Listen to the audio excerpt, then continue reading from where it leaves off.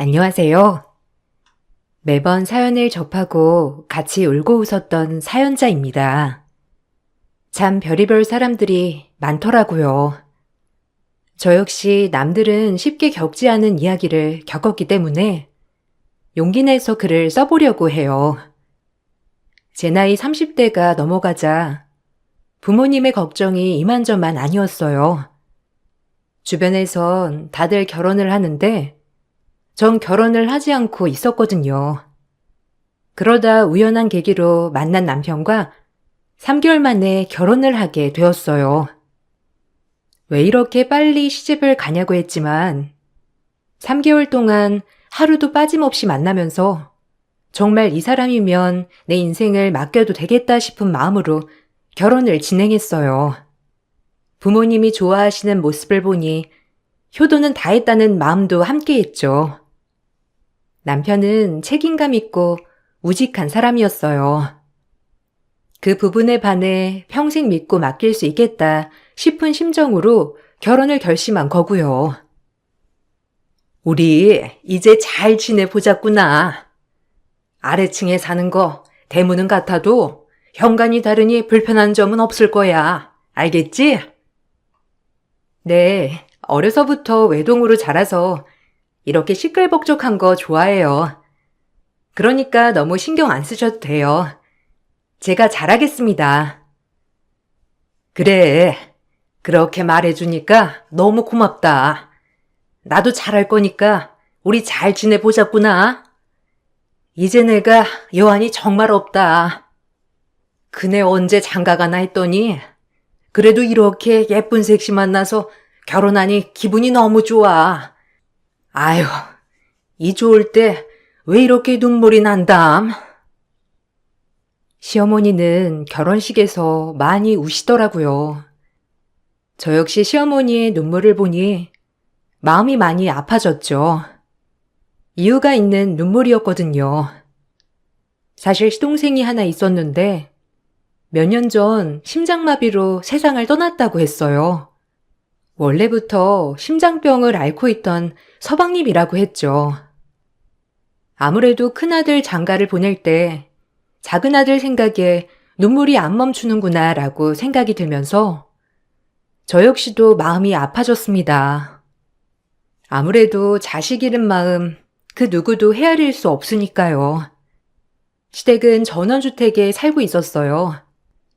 아랫집에 세를 주다가 저희가 결혼을 하면서 그 집에 들어가서 살게 되었죠. 현실적으로 대문은 같더라도 현관이 달랐기 때문에 그렇게까지 프라이버시가 침해될 일은 없었습니다. 그리고 시부모님들은 정년 퇴직을 하셨기 때문에 거의 인생을 즐기시며 놀러 다니시기 바빴거든요. 오히려 좋은 집에 살 수 있어서 기분이 좋았었죠.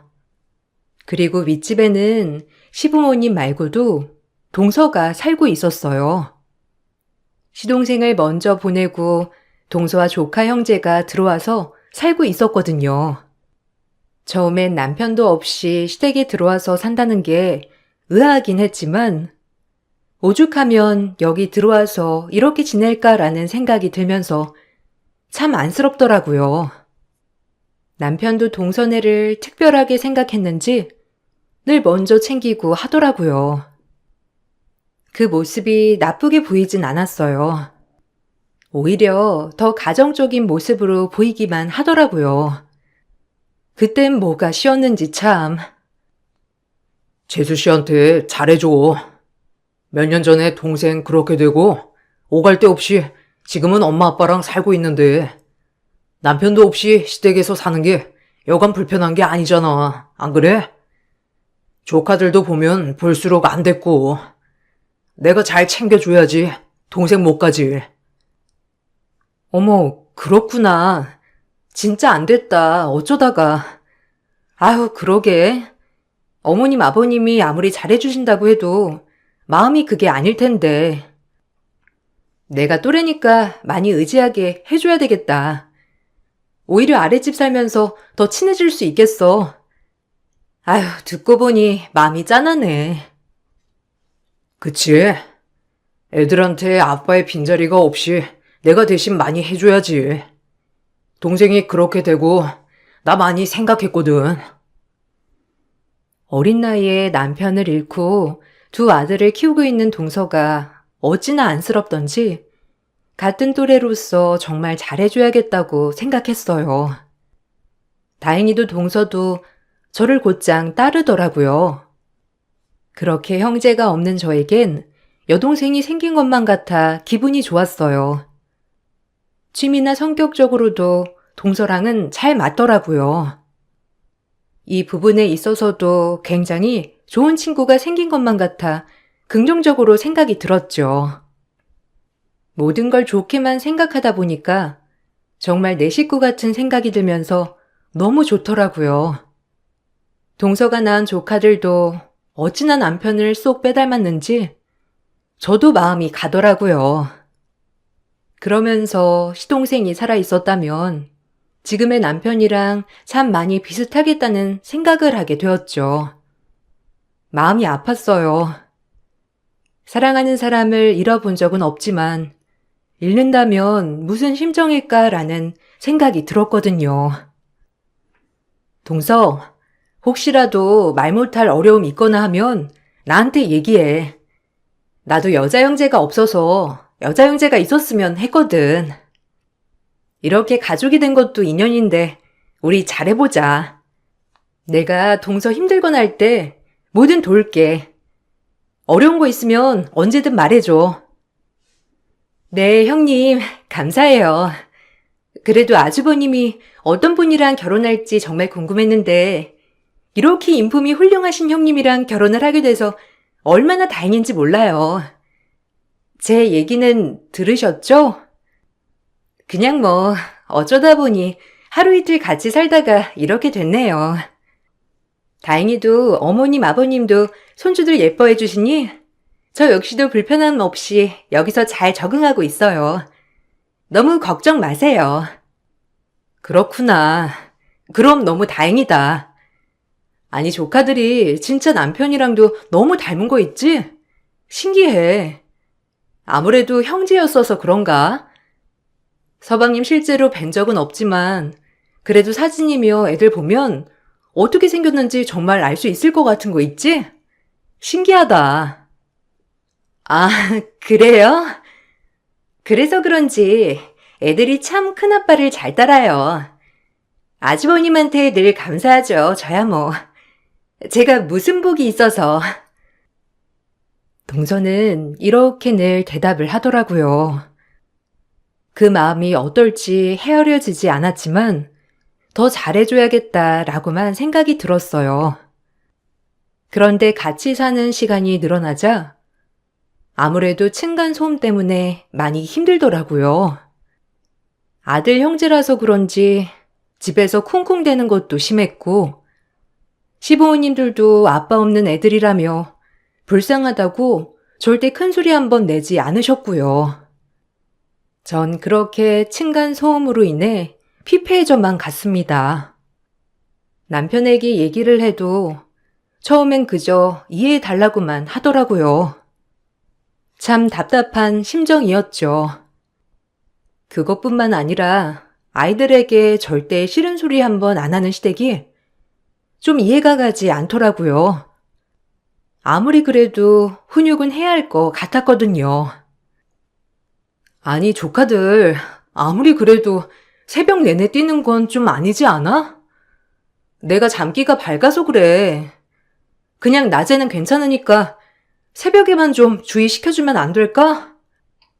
어머님도 그렇고 동서도 그렇고 애들 훈육은 전혀 안 하는 것 같던데 이건 아니잖아. 아, 얼마나 불쌍하겠어. 아빠도 없이. 그냥 네가 좀만 이해해. 저러다 말겠지. 언제까지 뛸 거야, 안 그래? 나이 좀 먹으면 이제 안 뛸 거니까 조금만 참자. 더 심해지면 그땐 내가 가서 얘기 좀 할게. 일단 지금은 당신이 좀 이해해 줬으면 해. 그저 안쓰럽다고 아무도 훈육을 안 하는 것 같아서 마음이 좀 안 좋더라고요. 그래도 이게 아닌데 라는 생각도 들었고요. 그러다 시댁과 같이 고깃집에 가던 일이 있었어요.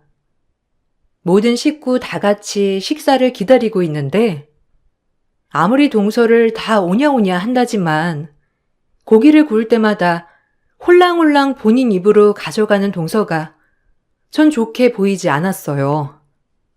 부모님도 계시고 했으니까요. 아니나 다를까 아이들도 마찬가지로 식사 예절이 좋지 않았어요. 알 건 다 아는 나이라고 생각했지만 서로 앞다투어 본인들만 먹겠다고 하는 모습들이 좋아 보이지 않았거든요. 그런 모습을 보고서도 시어른들과 동서는 절대 뭐라고 하지 않더라고요. 놀랐죠. 이런 일이 반복이 되자 저의 불편한 마음들이 하나둘 생겨나기 시작했어요. 그러면서 점점 동서의 이기적인 모습들이 보이기 시작했습니다. 한 번은 조카가 저희 집에 와서 제 구두를 신고 가다 구두굽을 부러뜨린 날이 있었어요. 새 구두였기 때문에 기분이 안 좋았죠. 시우야, 이거 시우가 이렇게 한 거야? 큰엄마 오늘 신으려고 했는데 어떡한다? 시우, 다신 안 그런다고 큰엄마랑 약속해. 그럼 큰엄마가 시우 이해해 줄게요. 어른들 거는 항상 물어보고 만지는 거야. 알겠지? 시우야, 자, 큰엄마랑 약속하자. 아, 제가 안 그랬어요. 그리고 다른 거 신으면 되잖아요. 엄마한테 이럴 거예요. 저 혼내면 가만 안 있을걸요? 할머니랑 엄마한테 말할 거니까 그렇게 아세요. 큰엄마가 나 붙잡고 혼냈다고 말이에요. 엄마, 할머니, 여기 좀 보세요. 조카의 말에 입이 떡 벌어졌어요. 어린아이 입에서 본인을 혼내면 안 된다고 했을 때 참 많은 생각이 들더라고요. 얼마나 오냐오냐 했으면 어른 무서운 줄 모르고 이렇게 그럴까 싶으면서도 아이의 교육이 심히 걱정되더라고요.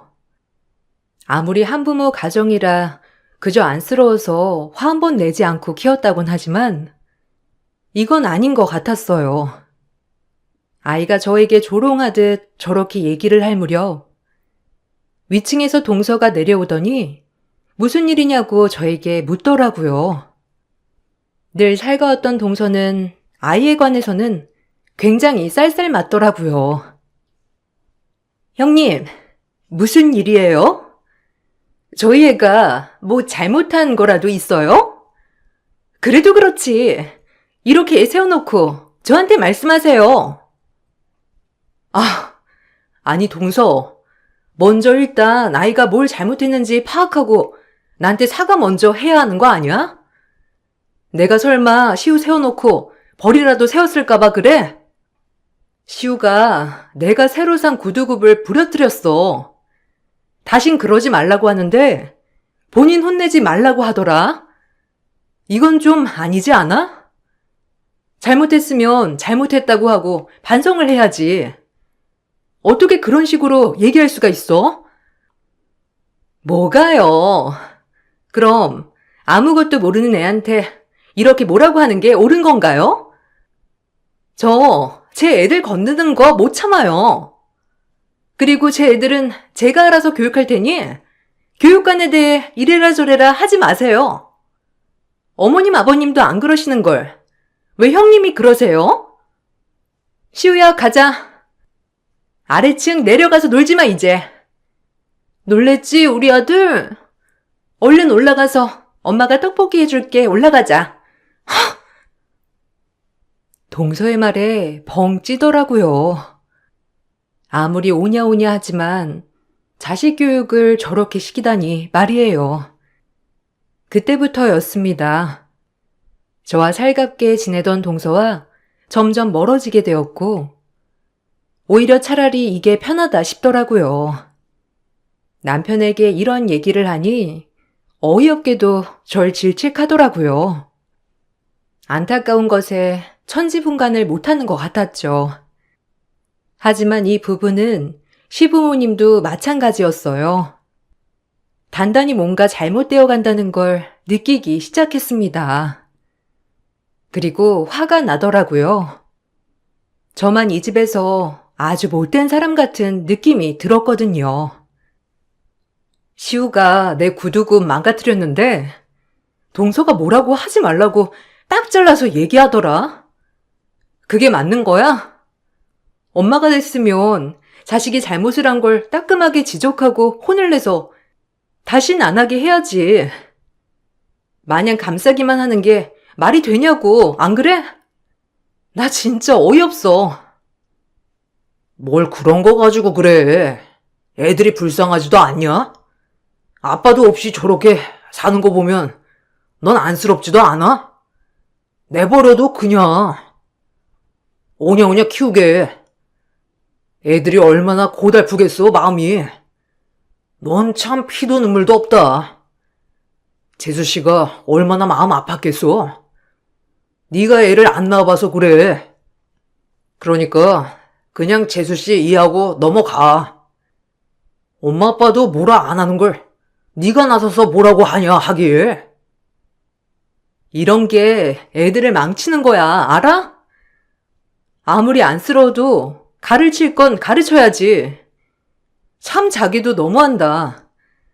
내가 이렇게 얘기하는데 끝까지 동선의 편을 들고 싶어? 진짜 이건 뭐가 잘못된 거야. 애들을 위해서라도 이건 정말 아닌데 참나 큰일이네. 이런 일이 있고 나자 동서랑은 얼굴을 붉히는 사이가 되었어요. 동서는 그날 일을 사과하기는커녕 오히려 저에게 말 한마디 안 붙이더라고요. 앞으로 이렇게 지낼 수가 없어 제가 먼저 대화를 시도해 보았습니다. 그래, 동서 마음이 오죽하겠냐 싶은 마음으로요. 썩 내키진 않았지만 가족이고 매일 보는 사이다 보니 이렇게 지낼 수가 없어서 어쩔 수 없이 이해해 보려고 노력을 한 거였어요. 동서, 뭐 나한테 화난 거 있어? 시우 걱정돼서 그렇게 얘기한 건데 동서가 언짢았으면 미안해. 난 그런 뜻으로 얘기한 건 아니었어. 아니에요. 그래도 저희 애들한테 뭐라고 하지 않으셨으면 좋겠어요. 어쨌든 형님이 죄송하다고 했으니까 알겠습니다. 그래도 다시 한 번 더 말씀드릴게요. 아이들한테 절대 뭐라고 하지 않으셨으면 좋겠어요. 불쌍한 저희 애들 다치는 거 싫으니까. 제 사과를 받고 알겠다는 말에 좀 어이가 없었지만 그래도 얼굴을 붉히는 것보다 낫겠다 싶었죠. 하지만 조카들의 장난기는 시간이 지나서도 멈출 줄을 몰랐어요. 아래층에 내려와서 물건을 다 어지르고 간다거나 하물며 제 지갑에 손도 대기 시작했어요. 아직 초등학교도 들어가지 않은 애들이 이런 행동을 한다는 게 정말 문제가 있다고 생각을 했어요. 그리고 지갑에 손댄 것을 잡기 위해 홈캠을 설치해 놨습니다. 역시 지갑 안에 10,000원짜리가 없어졌더라고요. 그리고 홈캠을 돌려보자 첫째 조카가 꺼내간 거였고요. 오지랖이라고 할 수 있겠지만 그냥 넘어갈 수가 없겠더라고요. 심히 조카들의 장래가 정말 걱정이 되었거든요. 진심으로요. 시우야, 큰엄마가 아래층 내려와서 물건 만지지 말라고 했지? 너 큰엄마 지갑에 손 댔어? 돈 어딨어? 지금 시우가 잘못했다고 하면 큰엄마가 없던 일로 해줄 거야. 하지만 거짓말하면 정말 크게 혼낼 거야. 그러니까 솔직히 말해, 어? 안 가져갔다고요. 왜 저만 의심하는데요, 왜? 엄마한테 다 말할 줄 알아요. 큰엄마, 내가 가만 안 둘 거야. 할머니한테도 말할 거야.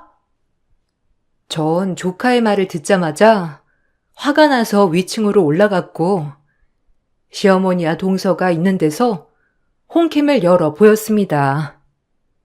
그리곤 조카가 돈을 훔친다는 사실을 얘기했어요. 이걸 보여주자 동서는 또 소리를 질러대며 화를 냈고 시어머니도 조용히 절 타이르시더라고요. 누가 잘못한 건지 모르게 저만 또 이상한 사람 취급을 당했어요. 이제 정말 두 손 두 발 다 들겠더라고요. 이런 부분에 있어서 말이에요. 아니, 아휴, 시우가 참. 우리가 알아듣게 타이르마. 애잖니. 너무 몰아붙이지 말아라, 어? 우리가 알아서 타이를게. 어머님, 이건 아니죠. 저 솔직히 몇 번은 참았는데 아무래도 이런 거 딱 바로 잡아줘야지 않아요? 아무리 애지만 이런 게 버릇이 되는 거라고요. 그리고 동서, 지금 앞뒤 구분 못하는 것 같은데 동서 그런 행동이 아이를 망치는 거라는 걸 몰라서 그래? 제가 알아서 한다고 했잖아요. 그 돈이 얼만데 그래요? 네? 제가 줄게요. 그러면 우리 아들이 도둑질한 거 아니죠? 우리 아들은 도둑질을 한 게 아니에요. 필요해서 가져간 거지. 제가 주면 되잖아요. 그럼 형님도 손해보는 장사 아닌 거 아니에요? 참, 미치겠네, 진짜. 어떻게 말을 그런 식으로 해? 동서 진짜 그렇게 키우지 마. 애들 동서가 다 망치고 있는 거니까. 어머님도 애들 불쌍하다고 자꾸 감싸는 거 아니에요. 저 돈 받자고 얘기하는 거 아니고 심각하게 애들 걱정돼서 얘기한 거니까 알아주셨으면 해요. 그냥 모른 척 해줘라.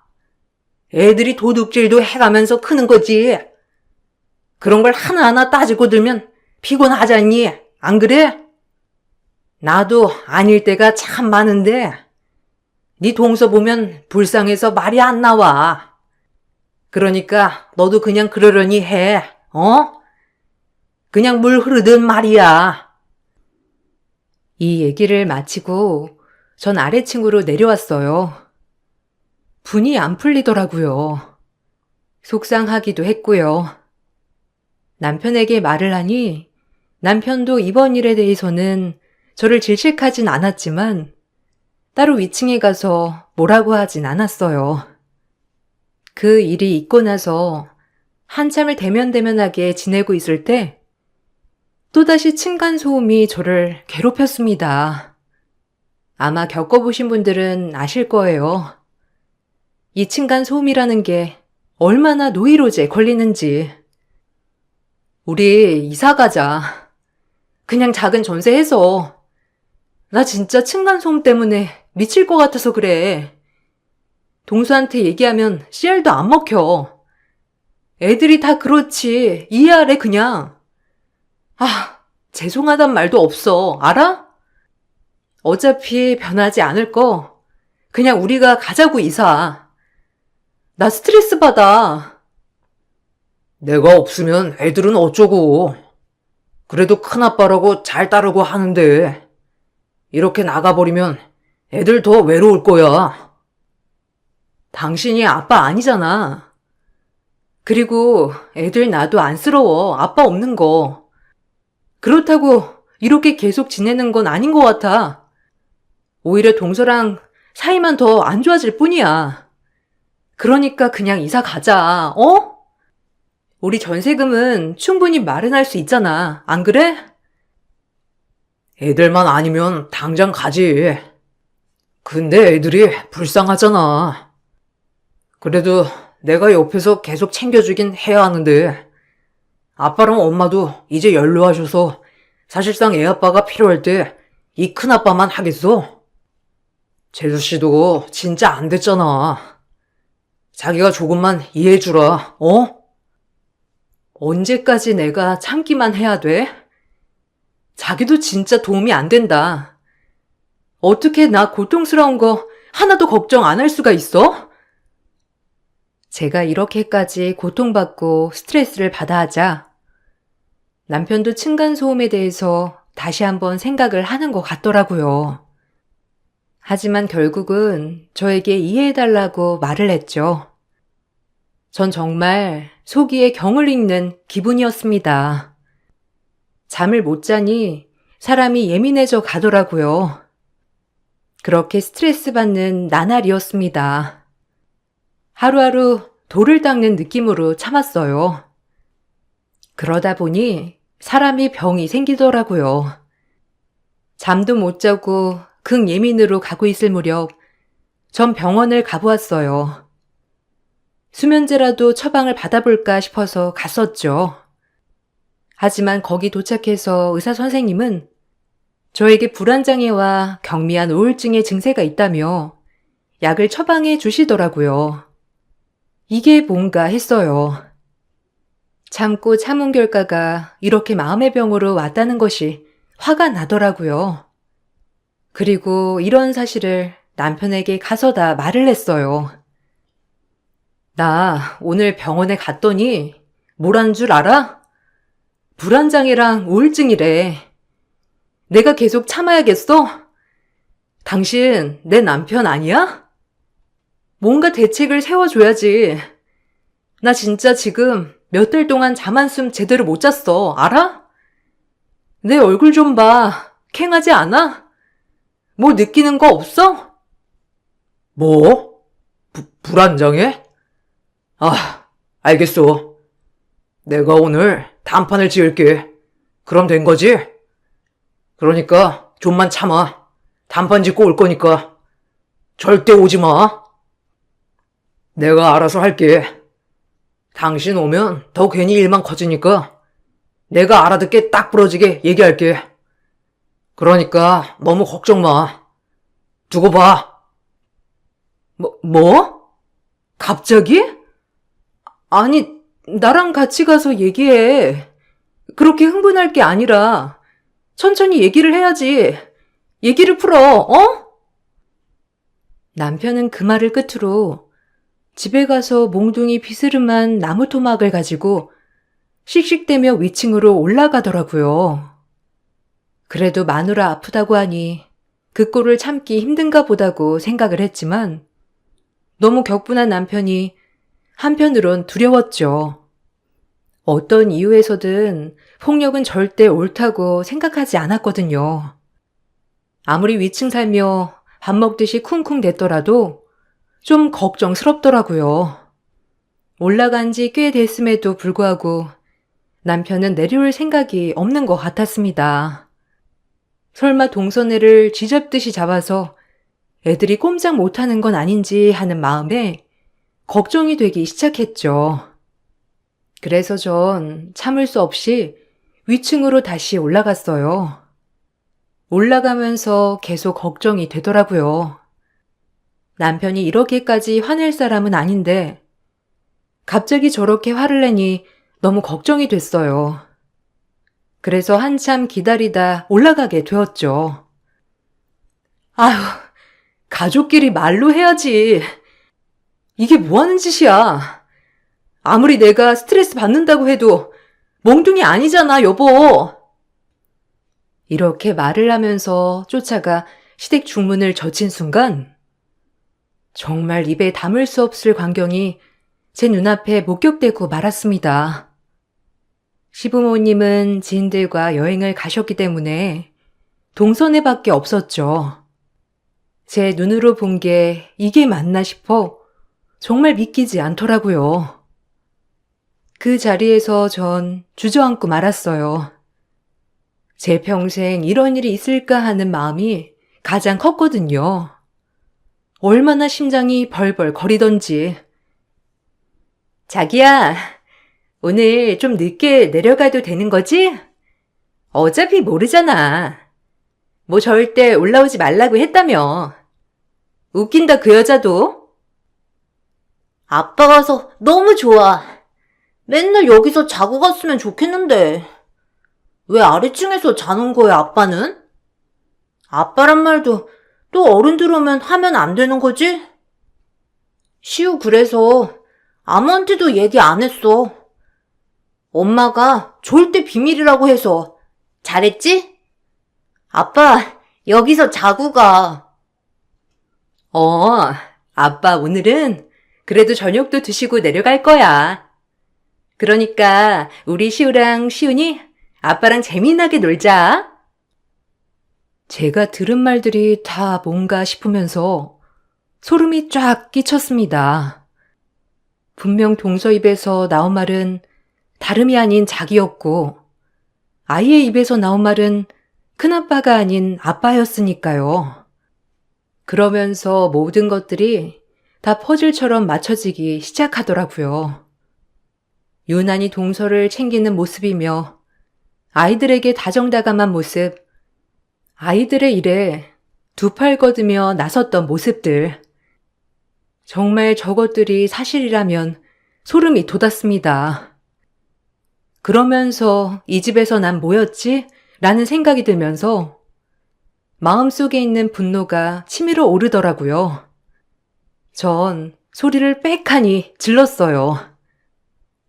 지금 뭐라고 했어? 자기? 아빠? 아니, 이게 다 무슨 소리야?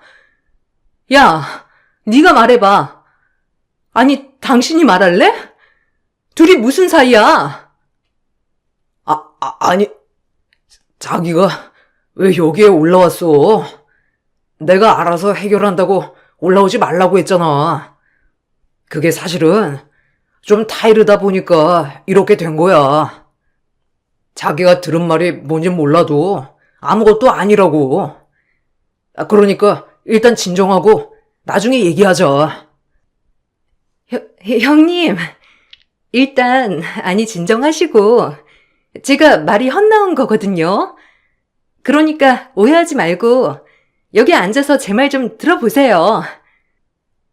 닥쳐. 네 말을 뭘 들어? 사실이냐고. 시우, 말해봐. 큰아빠가 너네 아빠야? 말해보라고. 큰엄마가 묻잖아.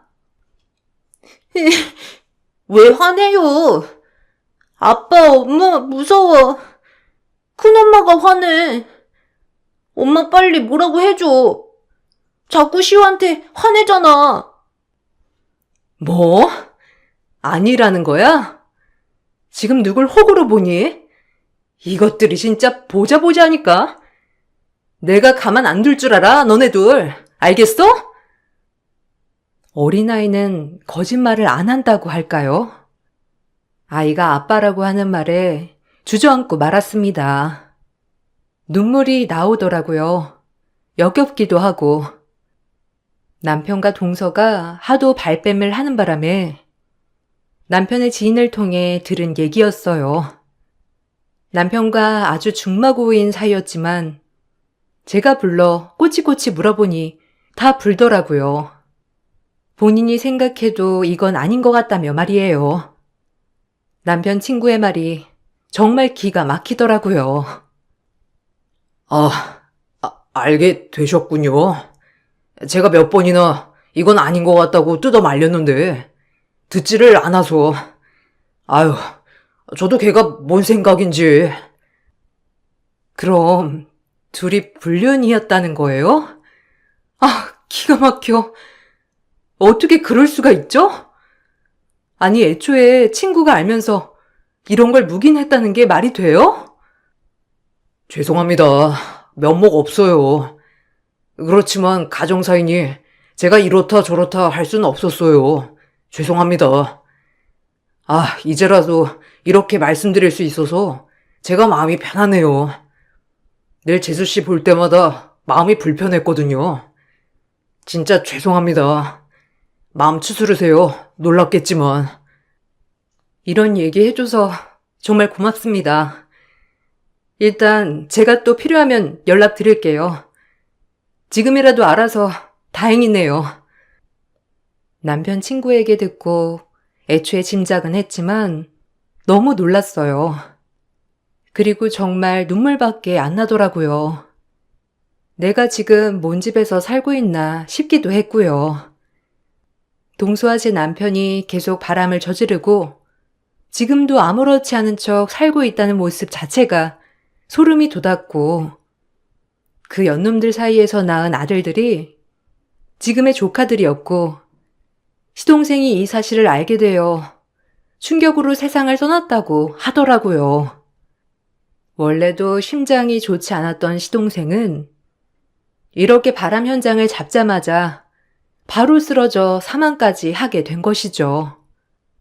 시어른들은 이 사실을 몰랐고요. 그저 심장병으로만 세상을 떠난 줄 알았답니다. 전 이 얘기를 듣고 정말 기가 막혀서 말이 안 나오더라고요. 화도 났고요. 나 다 들었어, 현수 씨한테. 이 더러운 인간 같으니라고. 내가 가만히 있을 줄 알아? 어른들 오시면 다 얘기할 거고 니네 연놈들 가만 안 둘 줄 알아. 변명할 생각 마. 너네 인생 끝장이야. 내가 너네 잘 살게 내버려 둘 줄 알아? 더러운 인간들. 남의 신세를 망쳐? 자기야, 미안해. 내가 다 설명할게. 실수였어. 그래도 내 애 낳은 사람인데 함부로 내칠 수는 없잖아. 나 자기밖에 없어, 어? 더러운 입 다물어. 너네가 손이 발이 되도록 빌어도 이젠 소용없어. 나 기만한 죄 어떻게 받는지 똑똑히 두고 봐. 진짜 내가 처음부터 다 설명할게. 정말 네가 아는 게 다가 아니라니까. 네가 얼마나 나한테 실망했는진 알아. 그래도 들어줘.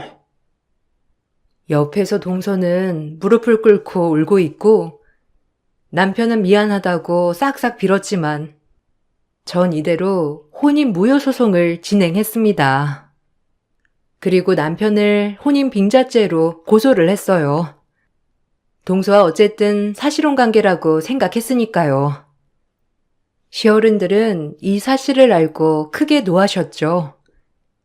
그리고 본인 작은 아들이 이것 때문에 사망했다는 사실을 용서할 수 없던지 그 자리에서 소리를 고래고래 지르기 시작하였죠.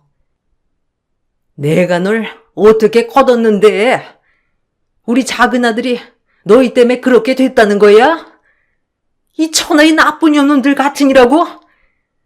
불쌍한 우리 아들 어떡하니? 다시 살렸네. 이 나쁜 년놈들아, 네가 그러고도 형이야? 어? 네가 그러고도 아내냐고? 썩 나가. 다 필요 없어. 용서 안 해. 난 아들을 둘이나 잃었다.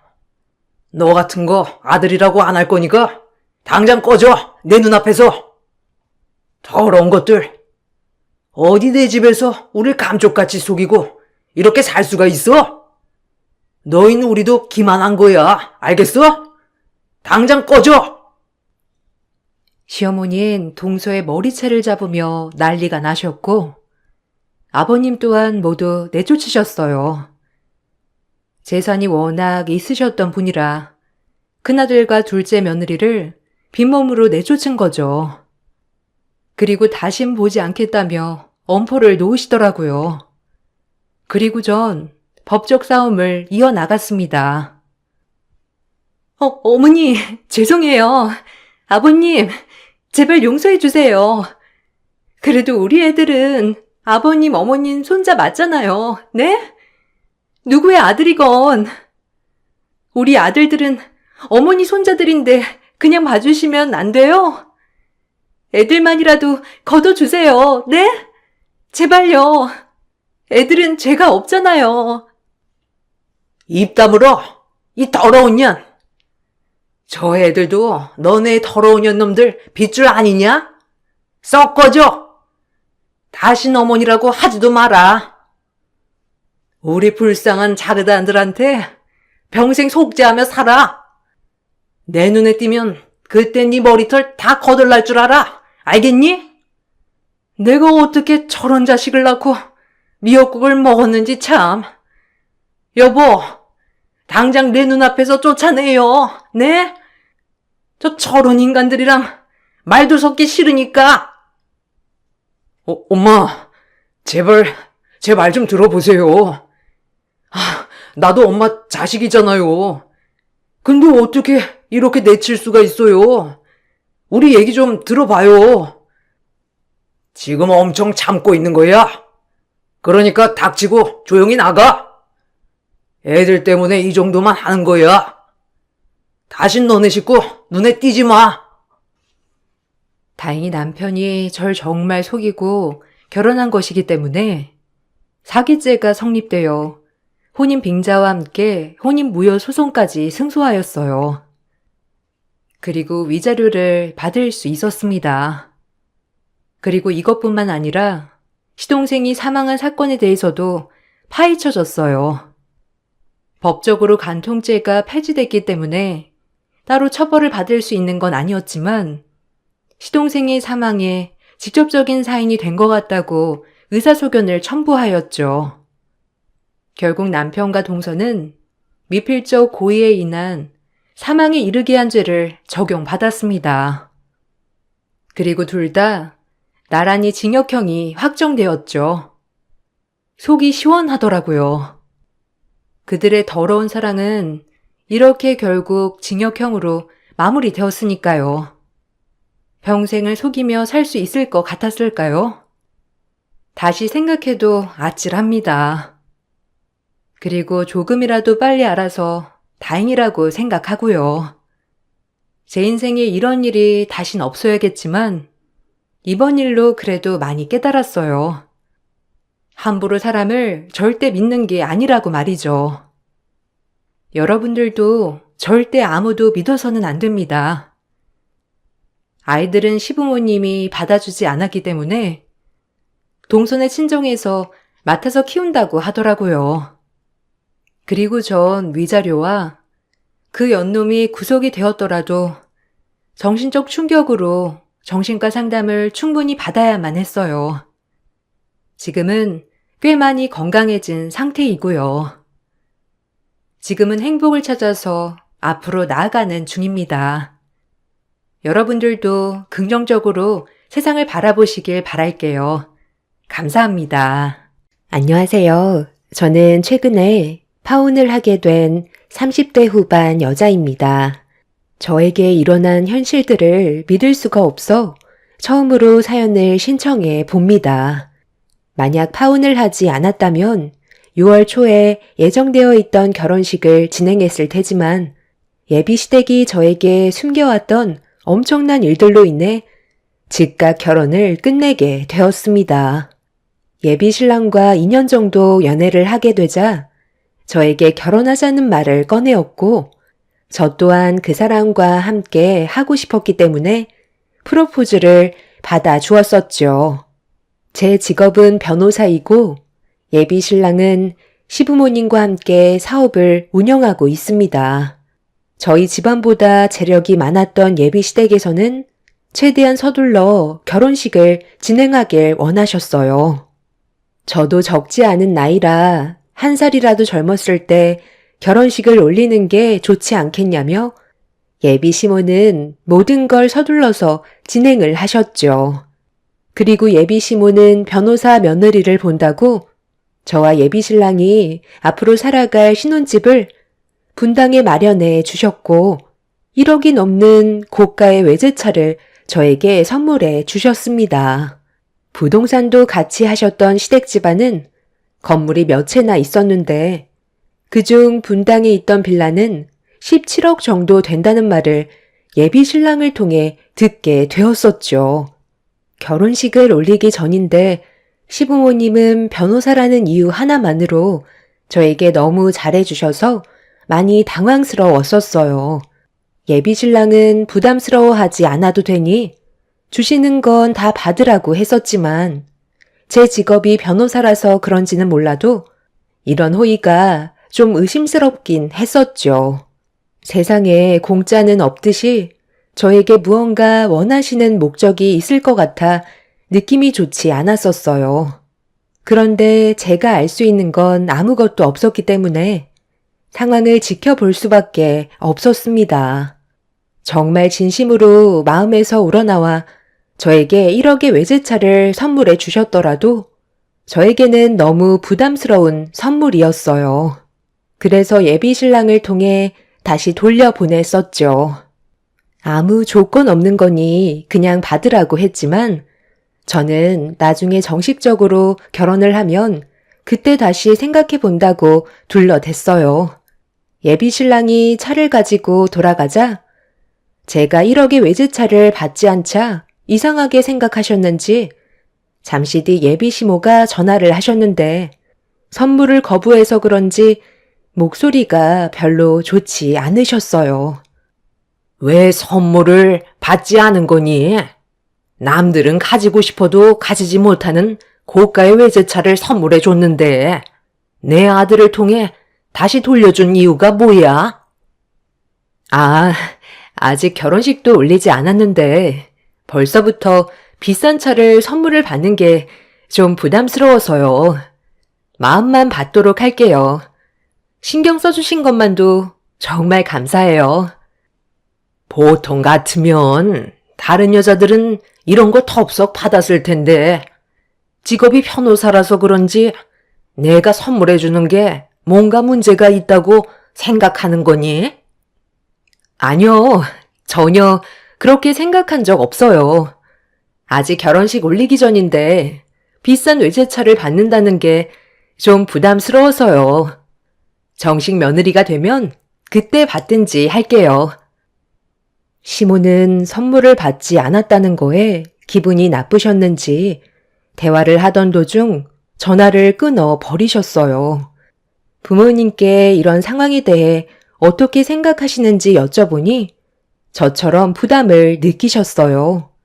아무리 돈이 많은 집안이라 고가의 외제차 정도는 아무것도 아니라고 생각할지 모르지만 저희 가족은 입장이 좀 달랐었죠. 예비 시모가 갑자기 전화를 끊어버리셔서 마음에 계속 걸리다 보니 저녁에 시댁에 찾아뵙는 게 좋을 것 같아 예비 신랑한테 상황을 대충 설명한 뒤에 기분 좀 풀어드릴 겸 퇴근 후 시댁을 방문하게 되었습니다. 초인종을 눌렀는데 문이 열리지 않더라고요. 그래서 몇 번 더 초인종을 누르자 인터폰에서 예비 시모가 갑자기 저보고 나중에 다시 와야 할 것 같다며 돌아가라는 말씀을 하셨어요. 당황스러웠던 저는 무슨 이유 때문인지 여쭤보게 되었죠. 아휴, 글쎄, 오늘은 안 된다니까. 갑자기 집안에 문제가 좀 생겨서 나중에 다시 얼굴을 봐야 할 것 같다. 너한테 모든 걸 설명할 시간이 없으니까 오늘은 돌아가라. 따로 연락하면 그때 다시 와도 되잖아. 내 아들한테 대충 얘기를 듣긴 했었는데 너한테 서운한 거 하나도 없다. 아까 일이 좀 있어서 전화를 급하게 끊었을 뿐이야. 그러니 신경 쓰지 않아도 된다. 내가 이런 걸로 너한테 서운해 하겠니? 결혼식 올리고 그때 정식 며느리가 됐을 때 주도록 하마. 예비 시모는 집안에 무슨 일이 있으셨는지 상당히 다급한 목소리로 저에게 좀 전의 상황에 대해 설명한 뒤 인터폰을 먼저 끊어 버리셨어요. 무슨 이유 때문인지 몰라 많이 당황스러웠었죠. 좀 전까지만 해도 시댁에 방문해도 좋다고 하셨었는데 갑자기 돌아가라고 하시는 시모의 행동이 좀 이해가 되지 않았습니다.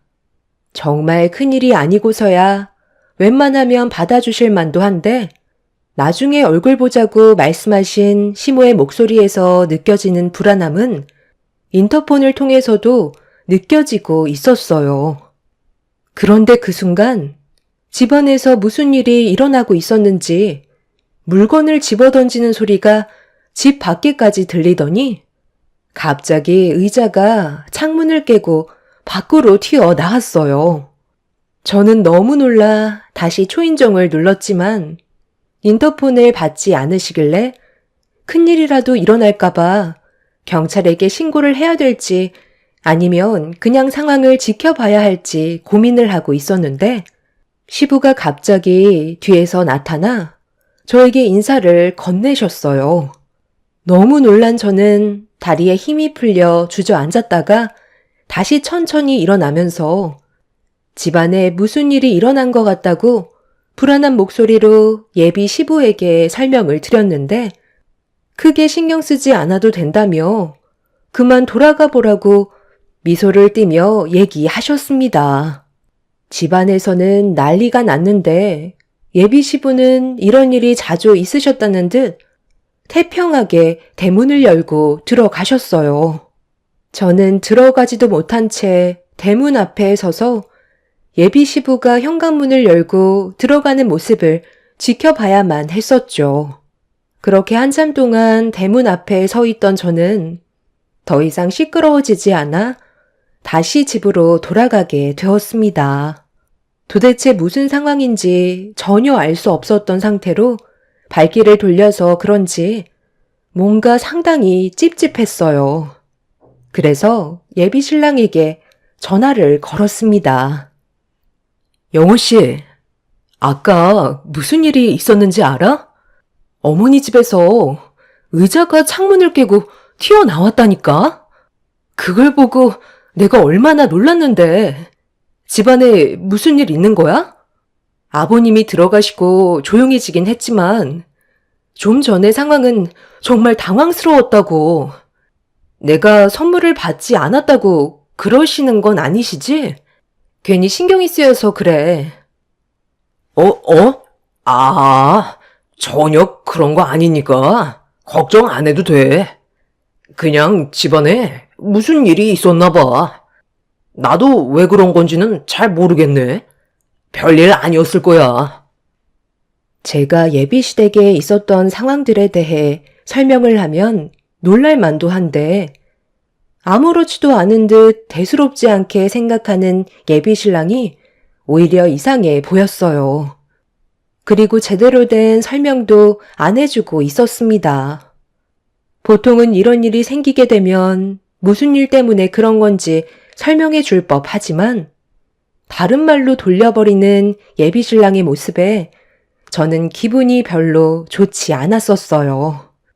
개인적인 집안일을 제가 전부 알 필요는 없지만 왠지 무시당하는 것 같은 느낌을 받게 되었죠. 예비 시부모도 제대로 된 설명을 안 해주고 예비 신랑 또한 저에게 별일 아니라면서 무언가를 숨기고 있는 것 같은 말투로 대충 둘러대길래 그런 모습들이 불편해진 저는 더 이상 통화를 하고 싶지 않더라고요. 그래서 대충 얘기하고 전화를 끊어버리자 제가 기분이 좋지 않다는 걸 예비 신랑이 집에 가서 설명을 했는지 어머니께 전화가 왔어요. 솔직히 별로 받고 싶은 마음은 없었지만 괜히 또 연락 안 받았다가 쓴소리 나올 것 같아 어쩔 수 없이 전화를 받았습니다. 아까는 내가 워낙 정신이 없어서 그냥 돌려보내긴 했지만 네가 서운하게 생각하는 게 있으면 기분 풀어줬으면 좋겠다. 이게 개인적인 집안 문제라 설명해주기가 참 꺼려지거든. 너도 이런 상황들이 많이 답답할 수 있지만 좋은 일도 아닌데 굳이 모든 걸 설명해서 너까지 신경 쓰게 할 필요는 없잖니? 그러니까 너무 심각하게 고민하지 않아도 된다. 그러고 보니까 혼주 한복은 준비가 다 됐니? 다음 주 주말에 얼굴 한번 보게 잠깐 들리는 것도 괜찮을 것 같네.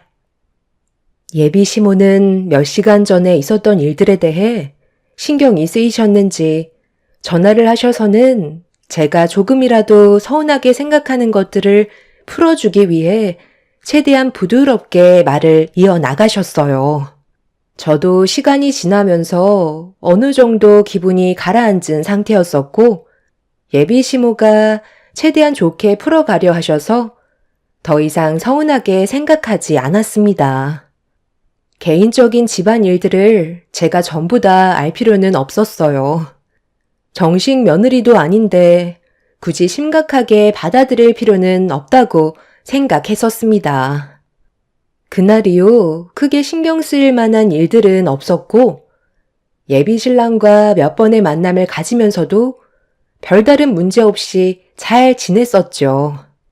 그렇게 돌아온 주말에 준비가 된 혼주 한복을 가지고 예비 시댁을 찾아가게 되었는데 엄청난 일들이 제 눈앞에 펼쳐질 거라곤 상상조차 하지 못한 채 저를 반갑게 맞아주시는 예비 시부모님께 인사를 드리며 들고 있던 혼주 한복을 건네드렸습니다. 시모는 한복을 입어보시더니 만족스러운 얼굴로 좋아하셨어요. 그렇게 좋은 분위기 속에서 식사까지 이어졌는데 주방 일을 하시는 가정부 아주머니가 계속해서 저를 힐끗 쳐다봤어요. 무언가 할 말이 있는 듯 보였지만 크게 신경을 쓰지는 않고 있었죠. 그렇게 한 차례 식사가 끝이 나고 거실에 둘러앉아 가정부 아주머니가 내어주시는 과일을 먹으며 예비 시부모님과 대화를 이어나가고 있었는데 과일을 준비해 주셨던 아주머니께서 예비 시댁 식구들 몰래 제 옆구리를 툭툭 찌른 뒤 무언가 할 말이 있다는 눈빛으로 저를 바라보셨고 주방으로 돌아가신 가정부 아줌마는 저를 빤히 쳐다보고 있었습니다. 식사를 할 때부터 계속 눈빛을 주셨던 터라 무슨 말을 하시려는지 들어봐야 할 것 같아 잠시 화장실 좀 다녀온다고 자리에서 일어나 화장실 문 앞에서 기다리고 있자 가정부 아주머니가 제 앞으로 급히 다가오셨어요. 무언가 상당히 불안한 얼굴로 저를 바라보셨죠. 무슨 할 말이 있으셔서 저를 보자고 하신 거예요? 아까 식사할 때부터 저한테 눈빛을 주셨잖아요. 지금 상당히 불안해 보이시는데 무슨 일 있으세요? 그게 제가 오늘 오전부터 이 집에 와서 일을 했거든요. 사모님이 아까 전화하는 걸 대충 듣긴 했는데 직업이 변호사라면서요. 아무리 생각해봐도 이건 사람이 할 짓이 못 되는 것 같아 도움을 요청한 거예요. 저에게 돈을 더 주겠다고 입단속을 시키면서 1,000만 원을 지어주셨는데 제가 본 광경이 너무 충격적이라 이건 돈 문제를 떠나서 사람부터 살리고 봐야 할 것 같아 도움을 요청한 거예요. 저랑 잠깐 마당 뒤에 창고에 좀 같이 가보시겠어요? 불안에 떨고 있던 가정부 아주머니를 따라 뒷마당 창고로 들어가게 됐는데 기계음 소리가 상당히 크게 들려왔고 눈앞에 커다란 컨테이너 같은 게 있었어요. 아주머니는 직접 두 눈으로 보는 게 좋을 것 같다면서 손잡이를 양손으로 잡은 뒤 옆으로 힘차게 밀어내는 순간 문이 열렸고 차가운 냉기가 밖으로 새어 나왔어요. 문이 굳게 닫혀있던 컨테이너 같은 창고는 냉장실이었다는 걸 알 수 있었고 하얀 냉기가 밖으로 새어 나오면서 냉장실 안의 모습을 두 눈으로 확인하는 순간 저는 경악을 하고 말았습니다. 한 여자가 냉장실 안에서 벌벌 떨며 몸을 움츠리고 있었고 저는 너무 놀라 급하게 그 여자를 밖으로 꺼내 주었어요. 경찰에 신고를 해야 되나 고민을 많이 해봤지만 이게 집안 문제라 제가 함부로 나섰다가 저 또한 피해를 입게 될 것 같아 섣불리 나서질 못하고 있었어요. 더군다나 1,000만 원을 제 손에 쥐어줬는데 고민 안 할 사람이 누가 있겠어요. 저도 제 딸이 백혈병으로 치료를 받고 있어서 돈이 절실히 필요한데 이러다가 사람 하나 잡을 것 같아 너무 두려운 마음에 고민을 하고 있었는데 아가씨가 변호사라고 하셔서 이런 상황을 어떻게 처리해야 될지 몰라 도움을 요청했네요. 아무리 돈이 필요하다지만 이건 정말 아닌 것 같아요. 어떻게 사람을 냉장실에 둘 수가 있어요. 저보고 절대 나오지 못하게 문 앞에서 지키고 있으라고 했었는데 도대체 왜 이렇게까지 하시는 건지 알아보셔야 될 것 같아요. 괜히 저 때문에 아가씨까지 피해를 보게 될까봐 걱정이네요. 일단 체온이 너무 많이 떨어진 것 같거든요. 119에 신고부터 해주세요. 저는 경찰에 도움을 요청할게요. 어떤 상황인지는 모르겠지만 이건 분명 잘못된 일이고 사람이 해선 안 될 짓이라는 건 분명해요. 조금만 늦었더라도 정말 큰일 날 뻔했다고요. 제가 밖으로 부축할 테니 서둘러 신고해 주세요. 저는 냉장실에서 웅크리고 있던 의문의 여자를 데리고 창고 밖으로 나왔어요. 따뜻한 햇살에 어느 정도 정신을 차렸는지 눈을 떴는데 갑자기 저를 보자마자 화들짝 놀라더니 제 머리채를 잡으면서 좌우로 흔들기 시작했어요. 너무 놀란 저는 비명을 질렀고 이 소리에 예비시댁 식구들이 창고 쪽으로 달려왔습니다. 예비 시부모와 신랑은 눈앞에 펼쳐진 광경에 경악을 하면서 저와 의문의 여자를 떼어 놓았어요. 그 여자는 통제가 불가능할 정도로 상태가 심각해 보였습니다. 지금 이게 무슨 상황이에요? 저 여자는 또 누구예요? 왜 냉장실 안에 들어가 있었냐고요? 저한테 숨기는 게 하나라도 있으면 솔직하게 얘기해 주셔야겠어요. 그게 전부 다 설명해 줄 테니까 일단 흥분하지 말고 내 말 좀 들어봐. 많이 당황스럽다는 거 충분히 이해해. 하지만 우리도 이렇게까지 할 수밖에 없었어. 지금 우리 아빠가 붙잡고 있는 저 여자는 나랑 과거에 사랑하던 사이였어. 현재는 아니지만 과거에는 서로가 진심으로 사랑하고 있던 사이였다고. 너는 지금 어떤 상황인지 설명하라니까. 과거를 회상하고 있냐? 사랑했던 사이라는 그런 쓸데없는 말을 왜 꺼내는 거야? 새아가를 설득시킬 생각을 해야지. 5년 전 일이었다. 그때 저의 부모가 둘 다 사고로 세상을 떠났었어. 그때 내 아들과 연애를 하고 있었는데 결혼을 저쪽 집안에서 심각하게 반대를 했었지. 그게 당연했던 게 우리 집안과는 비교도 안 될 정도로 상당한 재력이 있는 집안이었거든. 그래서 결혼은 물 건너 가게 됐었는데 내 아들은 계속해서 집착을 하고 있었지. 그런 상황 속에 조의 부모가 사고로 세상을 떠나게 되면서 상당한 충격을 받았는지 정신에 문제가 생겼다는 걸 알게 된 내 아들이 저의 옆을 지켜줬던 거야. 반대하는 부모가 사라졌으니 당연히 결혼은 쉬울 줄 알았는데 저 애가 글쎄 정신이 돌아오질 않더라고. 부모가 한날 한시에 세상을 떠났으니 얼마나 큰 충격을 받았었겠어. 그래서 우리가 병원에도 데려가 보고 제정신으로 돌아올 수 있게 노력을 했었지만 이게 말처럼 쉬운 문제가 아니더라고. 그런데 갑자기 그때 머릿속으로 떠올랐던 게 굳이 결혼을 안 해도 같이 살 수 있겠다는 생각이 들게 된 거지. 그때부터 이 집에서 같이 살아왔던 거야.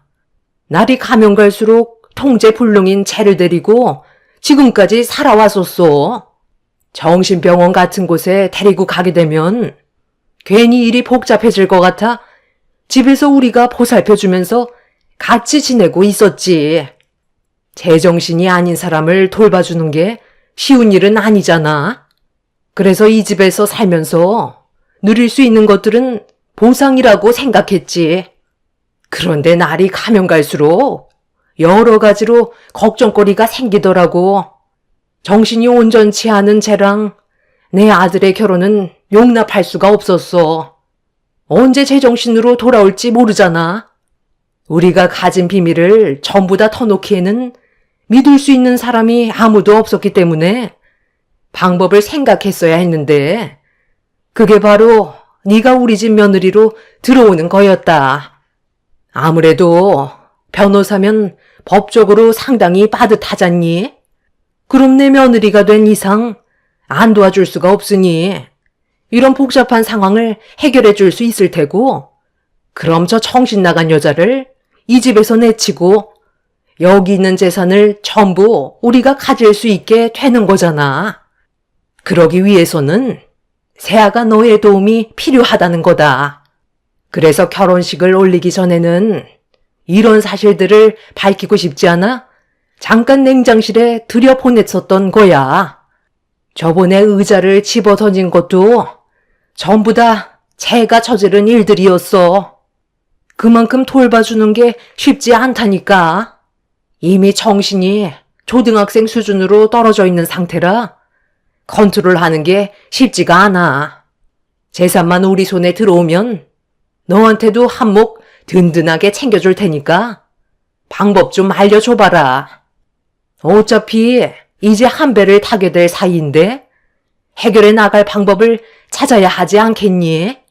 우리를 너무 나쁘게만 생각하지 않았으면 좋겠다. 지금까지 최선을 다해 보살펴 줬었고 여태 잘 살아 있잖아. 그리고 아줌마는 법적으로 소송을 걸 줄 아세요.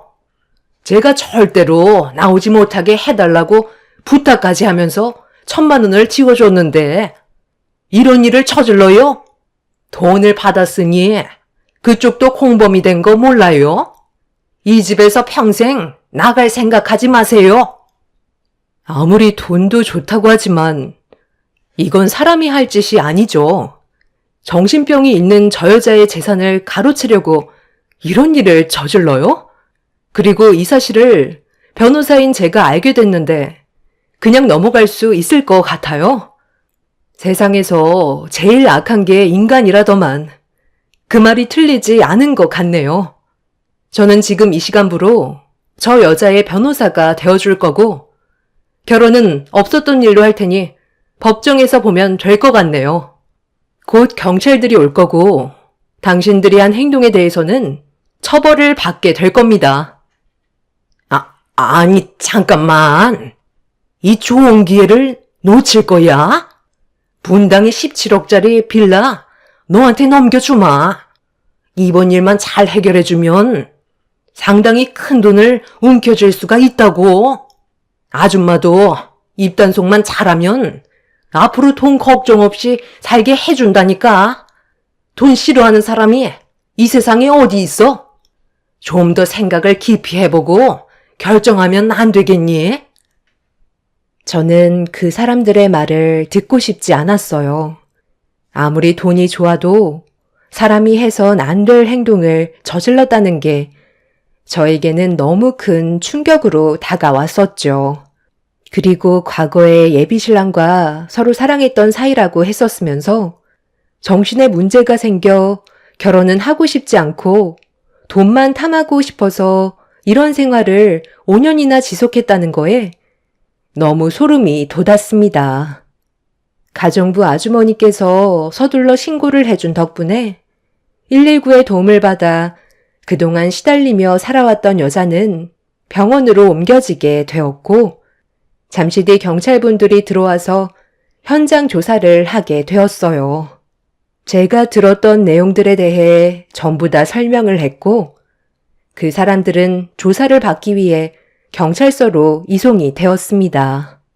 지금 생각해도 정말 어이가 없었던 게 저에게 접근을 했던 그 사람이 저를 진심으로 사랑했던 게 아닌 변호사인 타이틀이 목적이었다는 걸 알 수 있었어요.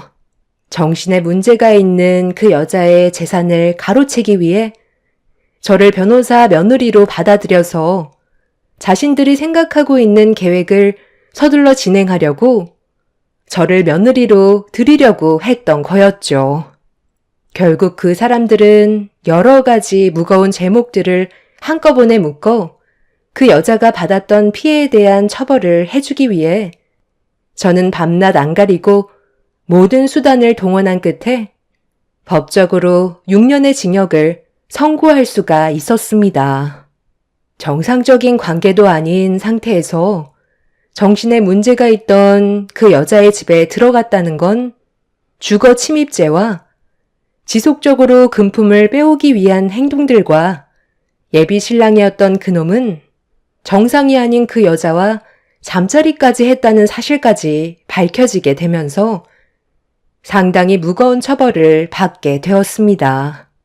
이뿐만 아니라 여러 가지 제목들도 많이 포함이 되어 있었지만 여기에 제목을 쓰기에는 문제가 좀 있을 것 같아 어느 정도 짐작만 할 수 있게 알려드렸네요. 그 여자의 몸에도 꽤 많은 상처가 발견된 걸 확인했었기 때문에 그 사람들은 처벌을 감면받기에는 힘들었었죠. 이런 충격적인 일들을 저질렀다는 게 정말 믿어지지가 않습니다. 돈이 뭐라고 이렇게까지 했는지 이해할 수가 없었어요. 지금 현재 정신에 문제가 있었던 그 여자는 병원에서 치료를 받고 있는 중이고 저와 가정부 아주머니께서 보호자가 되어 돌봐주고 있는 상황입니다. 의사의 말로는 정신병이라는 게 쉽게 고쳐질 수 있는 질환이 아니기 때문에 꾸준한 약물 치료와 관심이 그 사람의 마음을 열 수 있게 만들 거라며 상당히 오랜 시간이 걸릴 거라는 진단을 내리셨어요. 초기에 제대로 된 치료만 받았더라도 심각해질 정도로 문제가 생기지는 않았을 텐데 5년이라는 시간 동안 지속적으로 그 사람들에게 시달렸던 것 때문에 제정신으로 돌아오지 못할지도 모른다는 말도 들을 수 있었습니다. 이런 안 좋은 상황의 말을 듣게 되니 저도 너무 마음이 아팠었어요. 그 사람들의 잘못된 행동들이 이런 결과를 만들었다는 게 화가 났고 6년의 징역이 너무 짧다고 생각했었습니다. 아마 그 사람들은 자신들이 잘못한 거에 대해 인지하지 못하고 있을 것 같네요. 하루빨리 그 여자가 정상적인 활동을 다시 할 수 있었으면 좋겠습니다. 안 좋은 일들이 지나갔으니 앞으로 좋은 일들만 생기길 바랄 뿐입니다. 제 사연 들어주신 분들 감사합니다. 안녕하세요. 45살 인천에 사는 여자입니다. 얼마 전 저에게 일어났던 일이 있는데 너무나도 억울하고 답답한 일이어서 어디에 하소연할 곳을 찾다가 이곳에 익명으로 사연을 남겨봅니다. 결혼한 지 10년 차 된 평범한 주부였지만 남편과 최근에 이혼을 하면서 7살 난 아들을 키우고 있습니다. 이혼 전에는 소소한 행복을 꿈꾸며 남편과 잘 살 줄 알았어요. 하지만 결혼 생활은 계속되지 못했고 남편의 외도로 이혼을 하게 되었네요. 아이는 제가 맡아서 키울 수밖에 없는 상황이어서 직장을 다니며 현재는 아이와 함께 살고 있습니다. 남편이 항상 벌어와주는 월급으로 살다가 막상 남편이 없는 생활을 하니 모든 게 새롭더군요. 또 이혼을 하고 아이의 양육권을 가져오자 당장 먹고 사는 일이 제일 중요하게 되었습니다.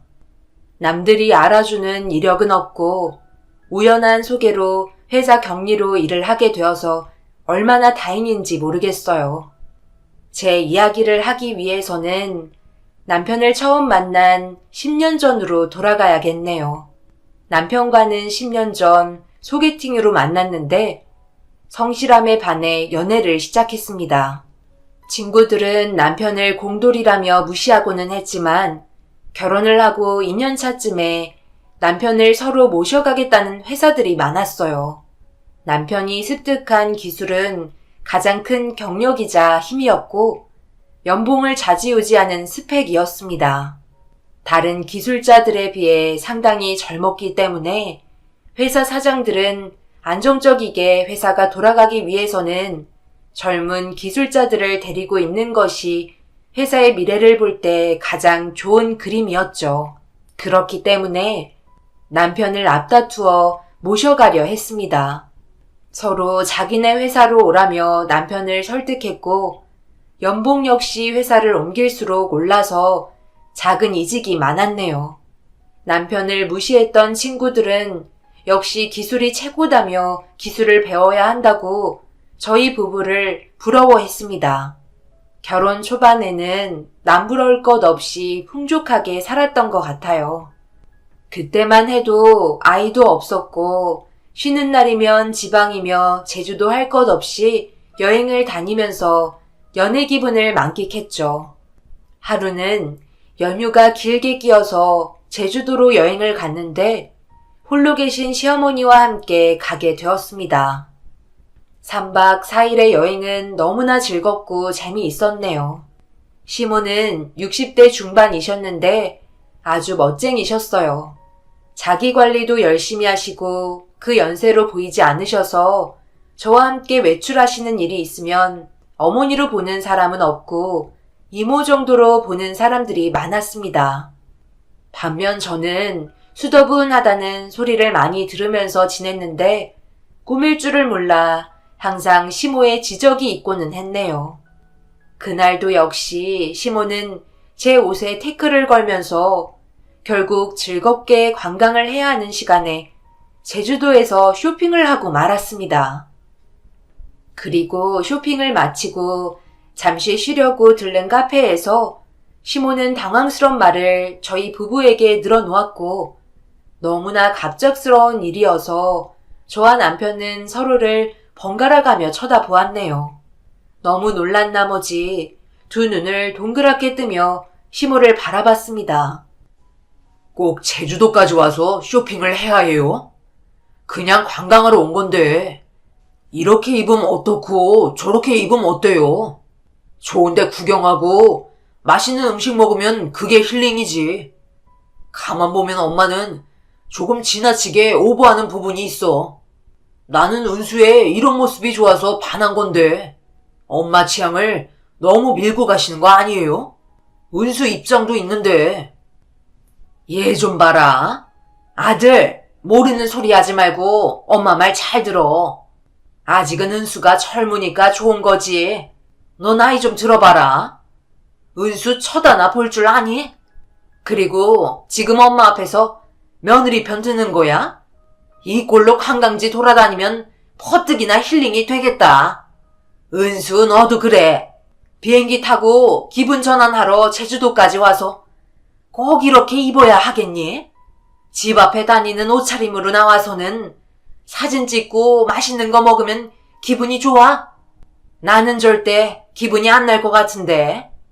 이렇게 좋은 곳에 왔는데 예쁘게 옷 입고 나오면 얼마나 좋아? 은수 너는 꾸밀 줄 알아야 해. 내 말 아무렇게나 새기지 말고. 지금 친년이랑 결혼했고 언제까지나 네 남편 같지? 근데 그건 모르는 일이다. 세상에 아들보다 며느리 걱정해서 이렇게 말하는 시애미가 어디 있니? 난 정말 진현이는 걱정이 없는데 은수 네가 걱정이야. 여자는 결혼을 하든 나이를 먹든 꾸며야 돼. 오늘 옷 산 거 입으니까 얼마나 예쁘니? 딱 은수한테 잘 어울린다. 진현이 넌 은수 이런 모습을 많이 기억해둬. 알겠지? 감사해요, 어머니. 그래도 오늘 저 때문에 돈 너무 많이 쓰신 거 아니에요? 항상 이렇게 받기만 해서 어떡해요. 걱정 마. 어차피 내 아들 돈이 내 돈이고 네 돈 아니겠니? 우리는 그냥 진현이한테 잘 보이면 되는 거야. 아들, 열심히 일해서 은수랑 엄마 먹여 살려야 한다. 우린 너만 보고 있어. 알겠지? 그리고 내가 기분도 좋고 너희들에게 할 말이 있는데 요즘 만나고 있는 사람이 있어. 은수는 어느 정도 짐작하고 있었을 것 같은데 엄마보다 5살 어린 사람인데 정식으로 재혼해서 살까 해. 엄마가 신중하게 생각한 거니까 그렇게 알고 인천 가면 식사 자리 마련할게. 엄마 재혼해요? 저한테 아무 말 없었잖아요. 그냥 친구 정도 만나고 다니신 줄 알았는데 재혼이 말이 돼요? 재혼해서 잘 사는 사람 본 적이 없어요. 결국은 갈라지고 사기당할 뿐이에요. 지금처럼 친구로만 지내요. 난 허락 못해요. 남편은 자리를 박차고 일어났고 중간에 낀 저는 어떻게 해야 할지 몰라 당황해했어요. 어머니는 항상 주변에 사람들도 많고 성격도 좋으셔서 사귀시는 분이 계실 거라고 짐작은 하고 있었지만 막상 이렇게 재혼을 하겠다며 진지한 말씀을 털어놓으시니 자식된 도리로서 축하해줘야 할지 반대해야 할지 고민이 됐습니다. 남편이 고등학교에 들어갈 때쯤 시아버지 되시는 분은 지병으로 세상을 떠나셨고 지금껏 남편을 혼자서 키우시며 살아오셔서 너무나 대단하시고 때로는 존경하는 부분도 있었어요. 하지만 부쩍 요즘 외로움을 많이 타셨는지 이런 결정을 통보하자 황당하긴 했네요. 제주도 여행을 마치고 인천에 올라온 후 얼마 되지 않아 저희들을 저녁 식사 자리에 초대하시며 남편이 좋아할 만한 음식들로 시모는 저녁을 차려주셨어요. 남편과 저는 아무 의심 없이 시댁에 갔는데 그 자리는 평범한 저녁 식사가 아니라 예비 시부를 소개하는 자리였던 거였습니다. 거실에 앉아 계신 시부를 보자 나가려 했고 시모가 급하게 남편을 불러 세웠어요. 결혼 3년 동안 단 한 번도 시모의 눈물을 본 적이 없었는데 결혼식 날에도 시모는 웃으며 아들 결혼을 축하해 주셨었죠. 그런데 갑자기 눈물로 남편에게 호소하자 너무나 놀랐습니다. 시모에게 이 재혼이 간절한 것을 느꼈지만 남편은 용납이 안 되는 듯 보였죠. 중간에 어떤 호응을 해줘야 할지 너무나도 난감했으며 전 시모의 재혼에 딱히 반대할 생각이 없었습니다. 어머니, 무슨 음식을 이렇게 많이 준비하셨어요? 세상에, 오늘 꼭 잔칫날 같네요. 남편도 좋아하겠어요. 저분은 뭔데 여기에 낀 거야? 엄마, 기어이 재혼하려고 하는 거야? 그냥 남은 인생 연애하면서 사시라니까. 왜 고생을 사서 해? 이제 와서 저 사람 밥 해주고 빨래 해줄 일 있어? 엄마 놀러 다니고 친구분들 만나서 수다 떠는 거 좋아하잖아. 그냥 그렇게 살아. 내가 이렇게 싫어하는데 꼭 하고 싶은 거야? 왜 이제 와서 늙고 주책인데? 그래, 너 말 잘했다. 이 나이 와서 늙고 주책에 아주 추잡하다고 생각할 수 있는데 엄마 입장에서 한 번만 생각해 줄 수는 없니? 재혼은 예전부터 생각해 왔었어. 너 결혼하고 안정적인 삶 살게 되면 나도 내 인생 새로 시작하겠다고 늘 생각했고 지금 그 생각을 이루려는 것 뿐이야. 엄마가 갑자기 이러는 게 아니고 늘 생각해 왔다는 거다. 항상 염두에 둔 일이라는 걸 말하는 거니까 반대도 소용없어. 그리고 그동안 너에 대한 책임감도 있어서 참아왔던 거지. 너도 알다시피 엄마 혼자 못 사는 사람이야. 그런데 아빠 돌아가시고 몇 년을 너 하나만 보며 살아왔어. 그리고 너도 네 짝을 만나서 행복한데 엄마는 그럴 권리 없니? 엄마가 이 사람하고 행복하고 싶다는데 자식으로서 축하해주고 응원해줘야 하는 거 아니야? 어머니, 이 사람이 오늘 일하고 왔잖아요. 예민해서 맘에도 없는 소리 한 것 같아요. 마음 푸세요. 그럼 재혼하고 싶은데 그동안 나 때문에 못했다 이거네. 왜 핑계로밖에 안 들리지? 어느 자식이 엄마 재혼을 좋아해. 상식적으로 생각을 해봐. 축하해주는 자식이 얼마나 있겠어? 난 이런 엄마가 이해가 안 돼. 이해해달라고 이 자리에 너희들 부른 거 아니다. 이 사람 소개시켜주려고 이 자리에 너희들 부른 거야. 엄마랑 3년 동안 만났고 그동안 알게 모르게 큰 힘이 되어준 사람이야. 너희들이 인정해주지 않아도 엄마는 재혼할 거고 마지막 몇 해 남지 않은 인생 예쁨 받고 서로 위하며 외롭지 않게 살고 싶다. 그게 그렇게 잘못이니? 진연이라고 했나? 내가 앞으로 잘할 테니 어머니 생각을 받아주게. 당장은 내 존재를 받아들이기 힘들 줄 알지만 점차 시간이 지나면 나도 가족으로 받아들일 수 있게 노력할 테니까 조금만 봐줄 수 없겠나? 남편은 더 이상 이야기를 듣고 싶지 않아 했고 몇 수저 뜨는 둥 마는 둥 하더니 먼저 집으로 갔습니다. 시모는 저도 따라가라고 하셨지만 제가 시모 곁에 있어야 할 것 같았어요. 시부가 나간 남편을 따라 나가셨고 그제서야 시모는 제 앞에서 참아왔던 눈물을 펑펑 흘리시고 말았습니다. 그 모습이 같은 여자로서 너무 짠하고 아파왔네요. 시모는 서럽게 우시면서 아들에 대한 미안함과 본인이 원하시는 일을 하려는 복잡한 심정을 저에게 하소연하듯이 터놓았고 그날 밤 많이 외로워했던 시모의 과거가 상상이 되며 며느리가 아닌 여자로 위로를 해드렸습니다. 혼자서 남자아이를 키우는 게 얼마나 힘이 들었을지 저라면 많이 힘들었을 것 같았어요. 시모는 그 후 항상 그날 일을 떠올리게 되면 자기 곁에서 응원해준 저에게 항상 고맙다고 하셨죠. 시모는 자신의 뜻대로 밀고 나가시며 그의 남편의 반대에도 불구하고 재혼을 하셨네요. 서류상 혼인신고도 마치자 남편은 노발대발했지만 매일 남편과 대화하며 조심스럽게 시모의 입장을 전하면서 설득을 하자 서서히 마음의 문을 여는 듯 보였습니다. 또 시부와 시모는 남들이 부러울 정도로 사이가 좋았었기에 남편도 그 모습을 보며 어머니의 행복한 모습을 보니 시부에 대한 마음이 서서히 풀리는 것 같았네요. 그리고 얼마 지나지 않아 제가 임신을 하게 되었습니다.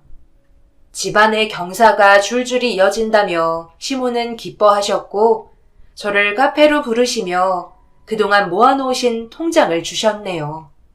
생각지도 못한 거라 놀랐는데 통장은 3천만 원이 들어 있었습니다.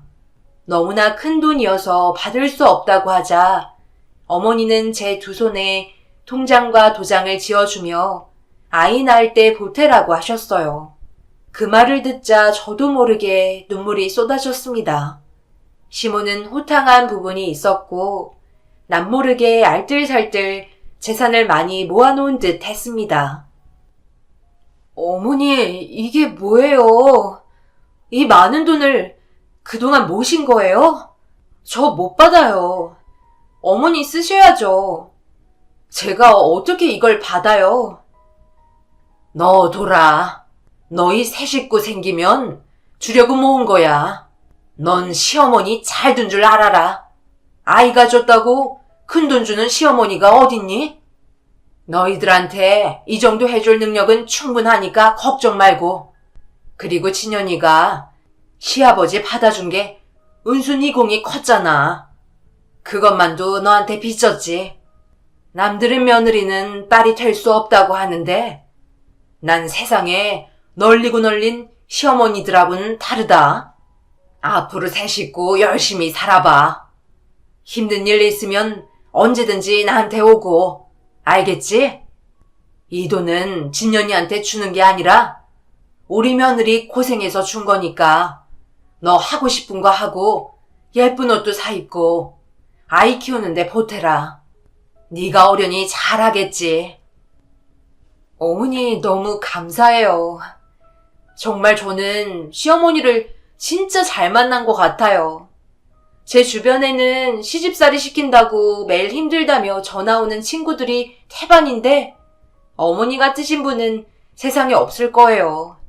앞으로 제가 더 잘할게요. 감사해요, 어머니. 그 후로 시모와 저는 모녀처럼 다정하게 지내면서 고부 갈등이라고는 찾아볼래야 찾아볼 수 없었습니다.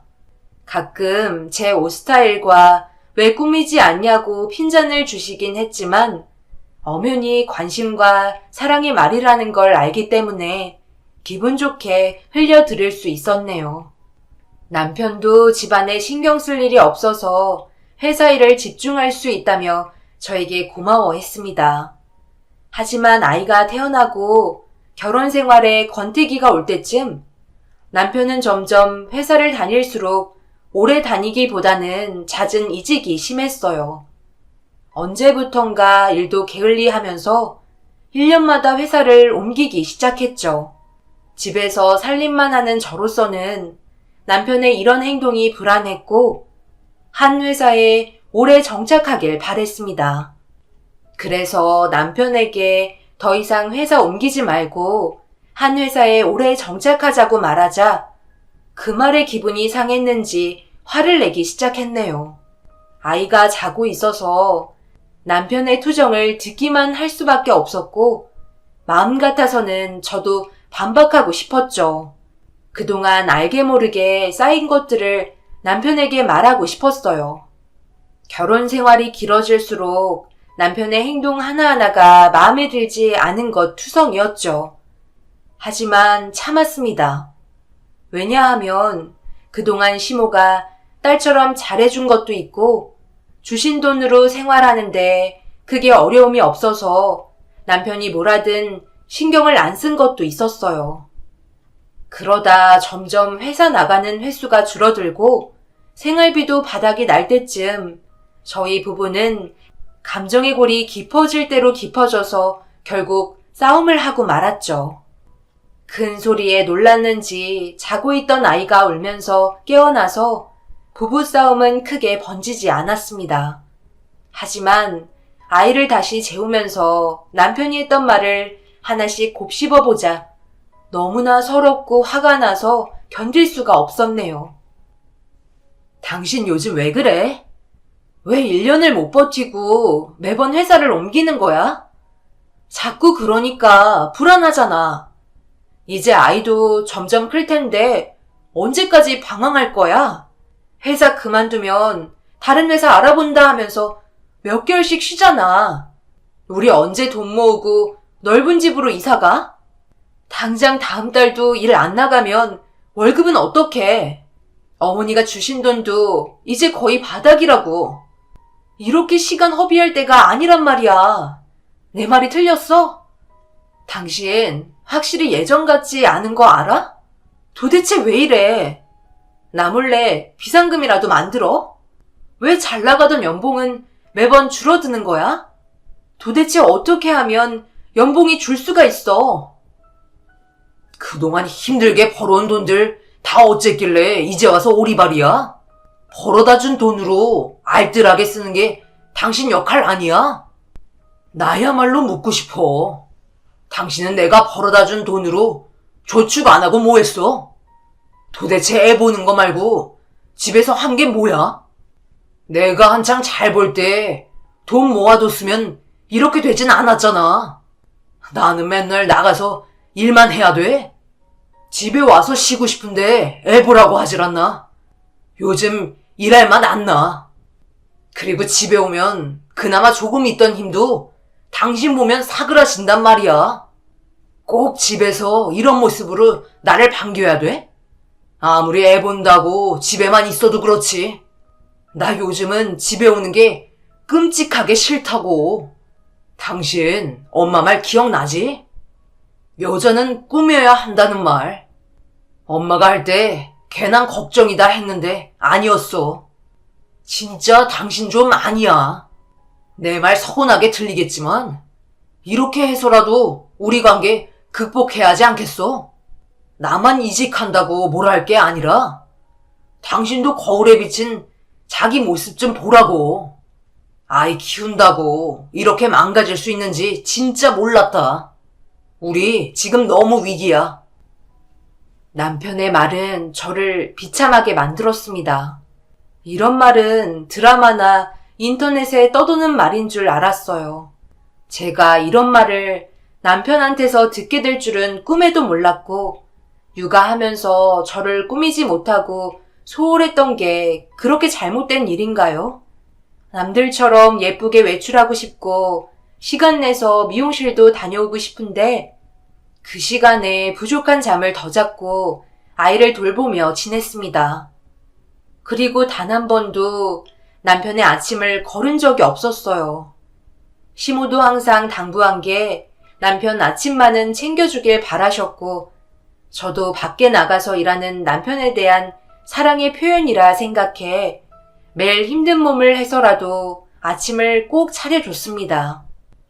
그런데 지금 남편의 태도는 제가 노력했던 점들은 보이지 않고 저의 겉모습만 보고서는 부부관계가 위태롭다니요. 정말 하늘이 무너지는 것 같았고 배신감에 하루하루를 버티기가 힘들었습니다. 결국 시모를 찾아가서 남편의 행동에 대해 말을 했네요. 그런데 돌아온 시모의 대답은 너무나 황당했고 어이가 없었어요. 믿었던 시모에게마저 뒤통수를 맞은 듯한 기분이었습니다. 어머니, 정말 해도 너무한 거 아니에요? 저도 할 만큼 했는데 제가 몇 마디 했다고 그거에 자존심 상해서 남자가 며칠째 집에 안 들어오는 게 말이 돼요?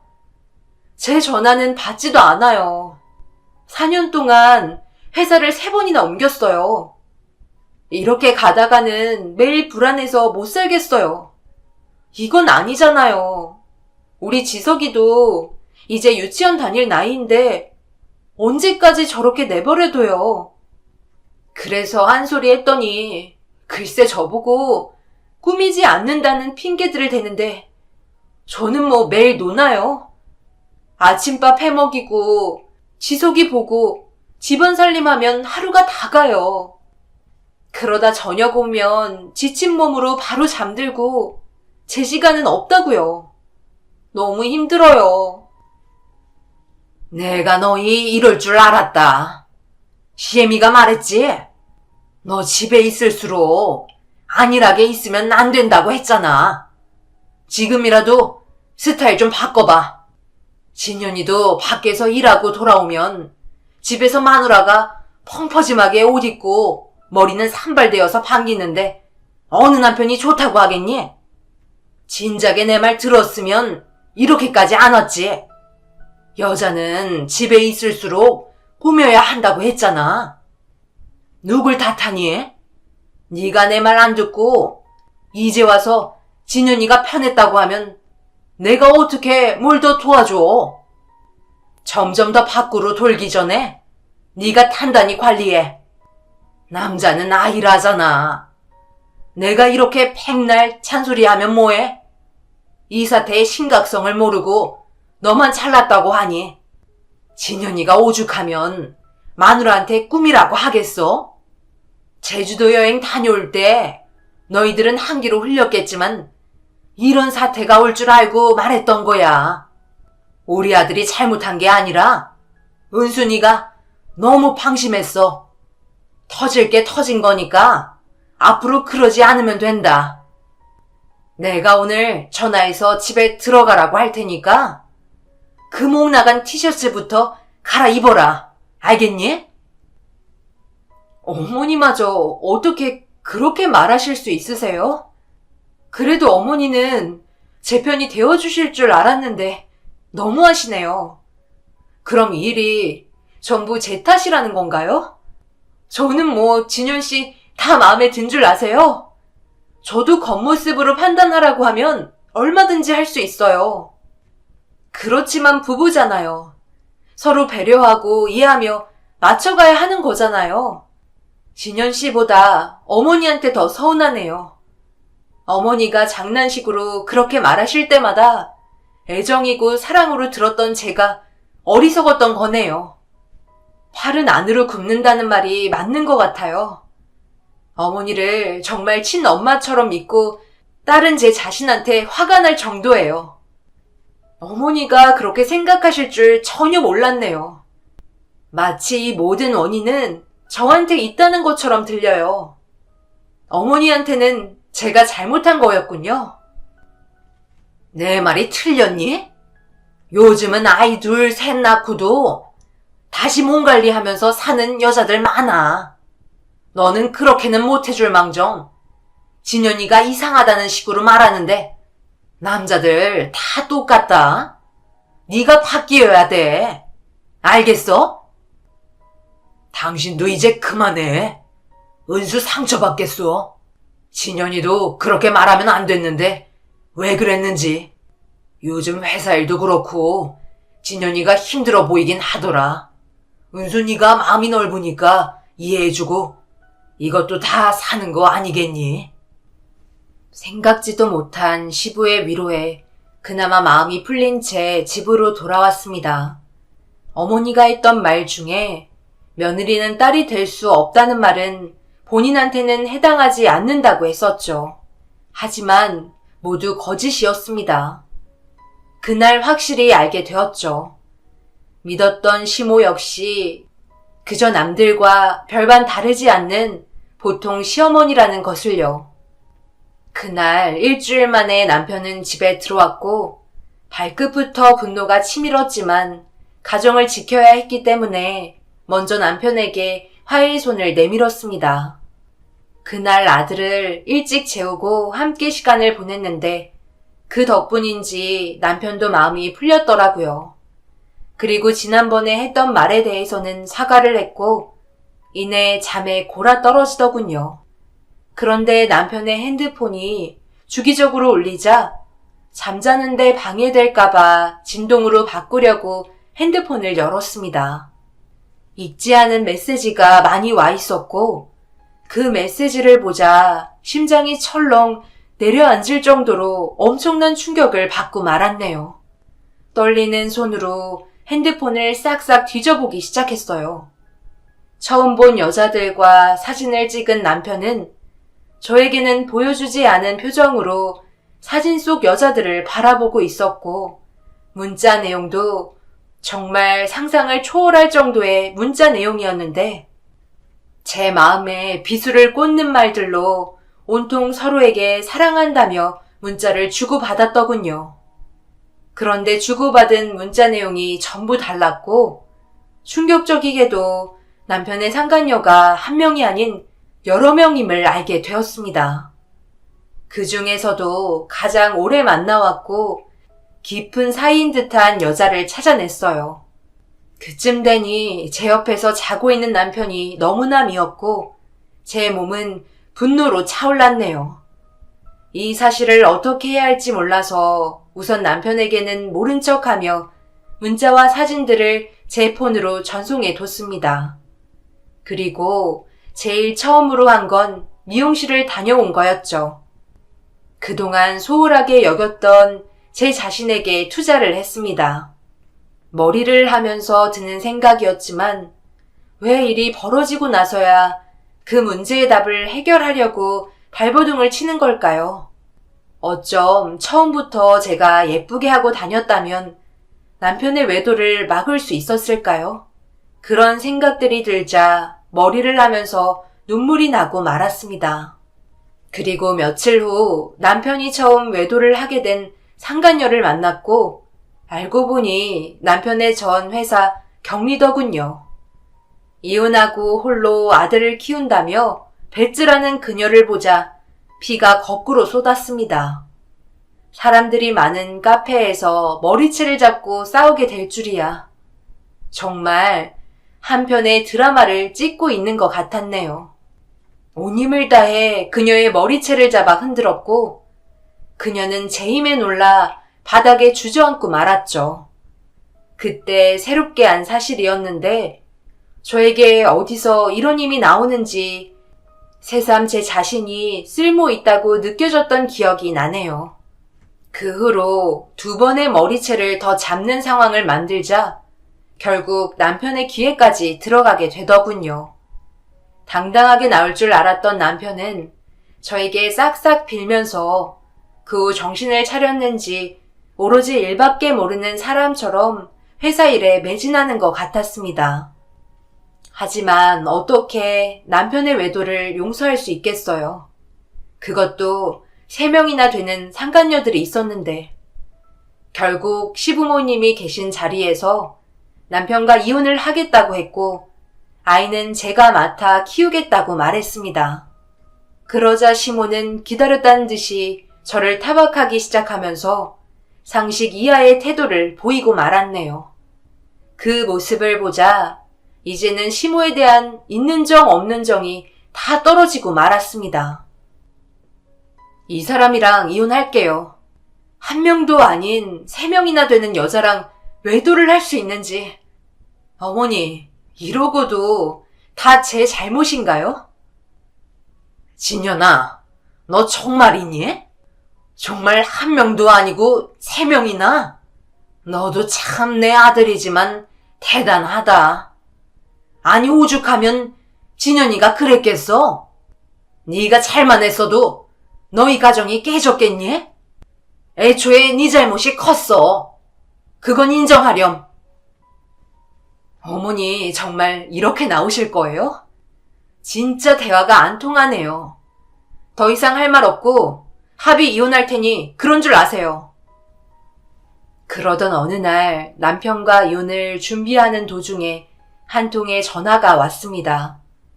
남편이 일하던 중 과로사로 사망했다는 소식이었고 아직 부부로 되어 있어서 저에게 연락이 먼저 왔더군요. 남편의 죽음은 너무나 갑작스러워서 눈물도 나지 않았습니다. 슬프긴 했지만 죗값을 받은 것 같은 느낌이 들었죠.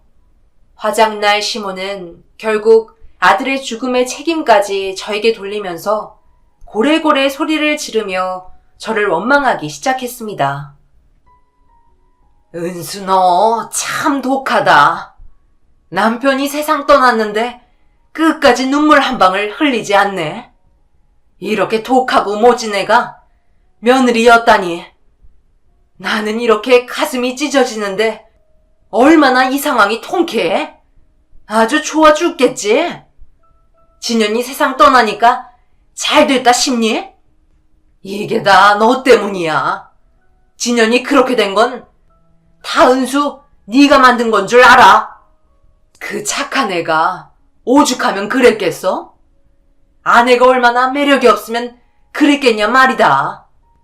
그래도 자기 아들은 책임지겠다고 마음 잡고 열심히 일하다 이 사단이 난 거 아니야.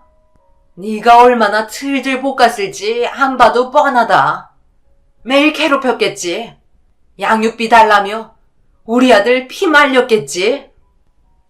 죗값 받은 거겠죠. 이게 정말 바보 같은 게 이렇게 된 상황이 저도 제 탓인 줄 알았거든요. 근데 어머니 탓도 좀 있던데요. 결국 어머니 뱃속에서 나온 자식이잖아요. 왜 자식을 그렇게밖에 키우지 못하셨어요? 자식 교육을 어떻게 이렇게 하셨는지. 제 아들한테는 오히려 잘 된 것 같네요. 본보기로 아주 잘 배웠습니다. 어머니한테 배울 점도 있네요. 장례식장은 저와 시모의 다툼으로 아수라장이 되면서 그렇게 사이좋고 모녀처럼 지냈던 순간들이 무색할 정도로 원수지간이 되어버렸네요. 시부가 시모를 데리고 밖으로 나갔고 그제서야 큰 소리가 줄어들었습니다. 마음 같아서는 이 장례식도 다 없고 싶었고 오기도 싫었지만 아들한테는 아빠여서 아빠를 보내줘야 할 책임은 있기 때문에 오게 되었네요. 그때 장례식 직원이 저를 찾아왔는데 곧 화장이 시작될 테니 대기해달라는 말을 남기고 사라졌습니다. 이제 정말 남편을 보내줘야 했고 아직 화장 전이기에 답답한 마음을 추스르기 위해 밖을 나와 바람을 쐈습니다. 하늘은 너무나 맑았고 이 시간들이 빨리 지나가길 바랬죠. 그때 시부의 다급한 목소리가 들려왔는데 뒷모습만 보이는 여성과 심각하게 이야기를 나누는 시부의 모습을 보고 말았네요. 시부 몰래 연구차 뒤에 숨어 대화를 엿들으며 상대 여성의 얼굴을 조심스럽게 확인하자 땅에 엉덩방아를 찍고 말았습니다. 세상에, 시부와 함께 대화를 나누고 있는 여성은 남편의 상간녀 중에 맨 마지막 여자였는데 제일 어린 여자였어요. 쥐죽은 듯이 시부와 상간녀의 대화를 엿들었습니다. 여기를 찾아오면 어떡해? 집에 조용히 가 있으라니까. 진현이 엄마 재산은 아직 파악을 못했어. 그러게 일 좀 빨리 진행하면 진현이한테 더 얻어낼 수 있잖아. 갑자기 이렇게 세상을 떠날 줄이야.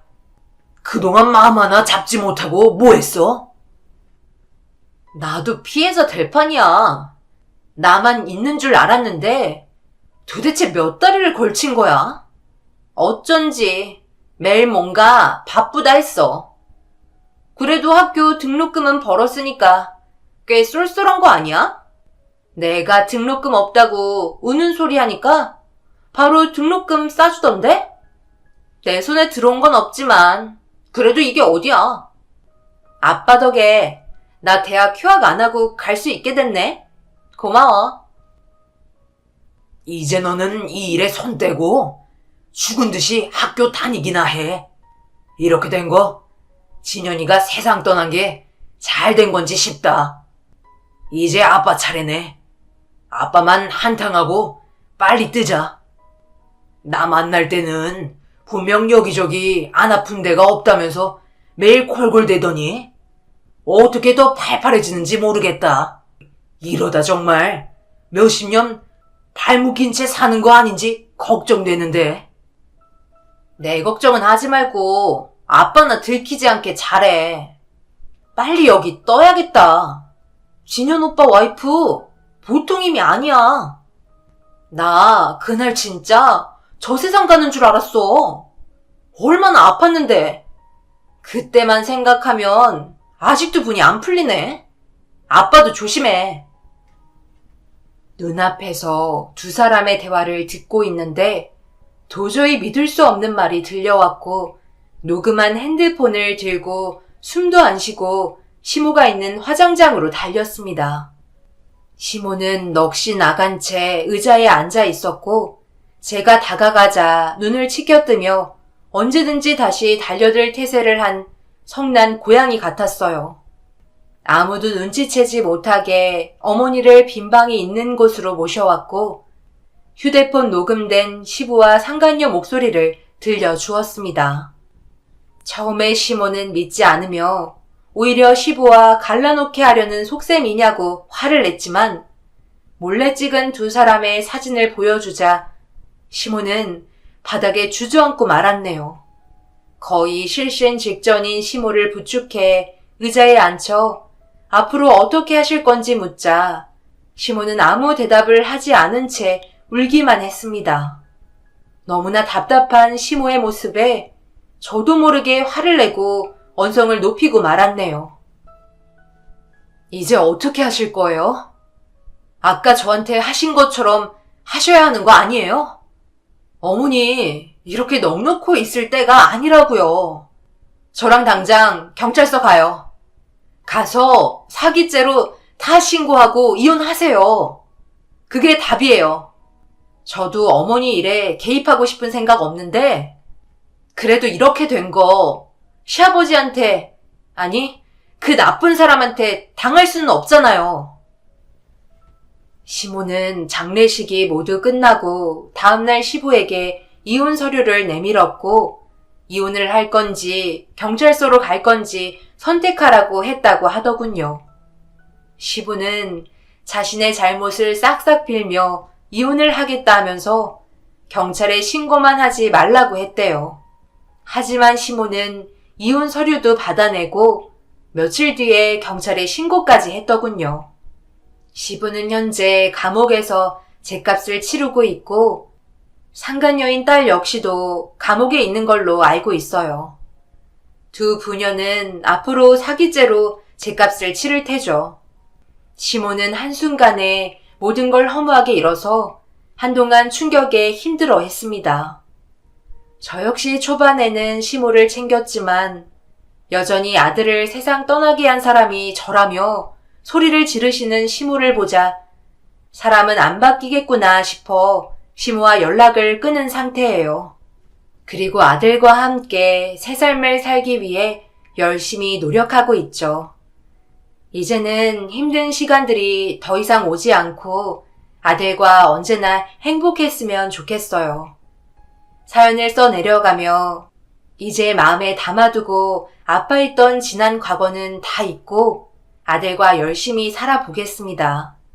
모두들 힘내시고 저에게 인생 선배로서 아낌없는 응원과 조언을 보내주시면 마음에 새기고 사는데 도움을 얻을 수 있겠네요. 긴 사연 읽어주셔서 감사합니다.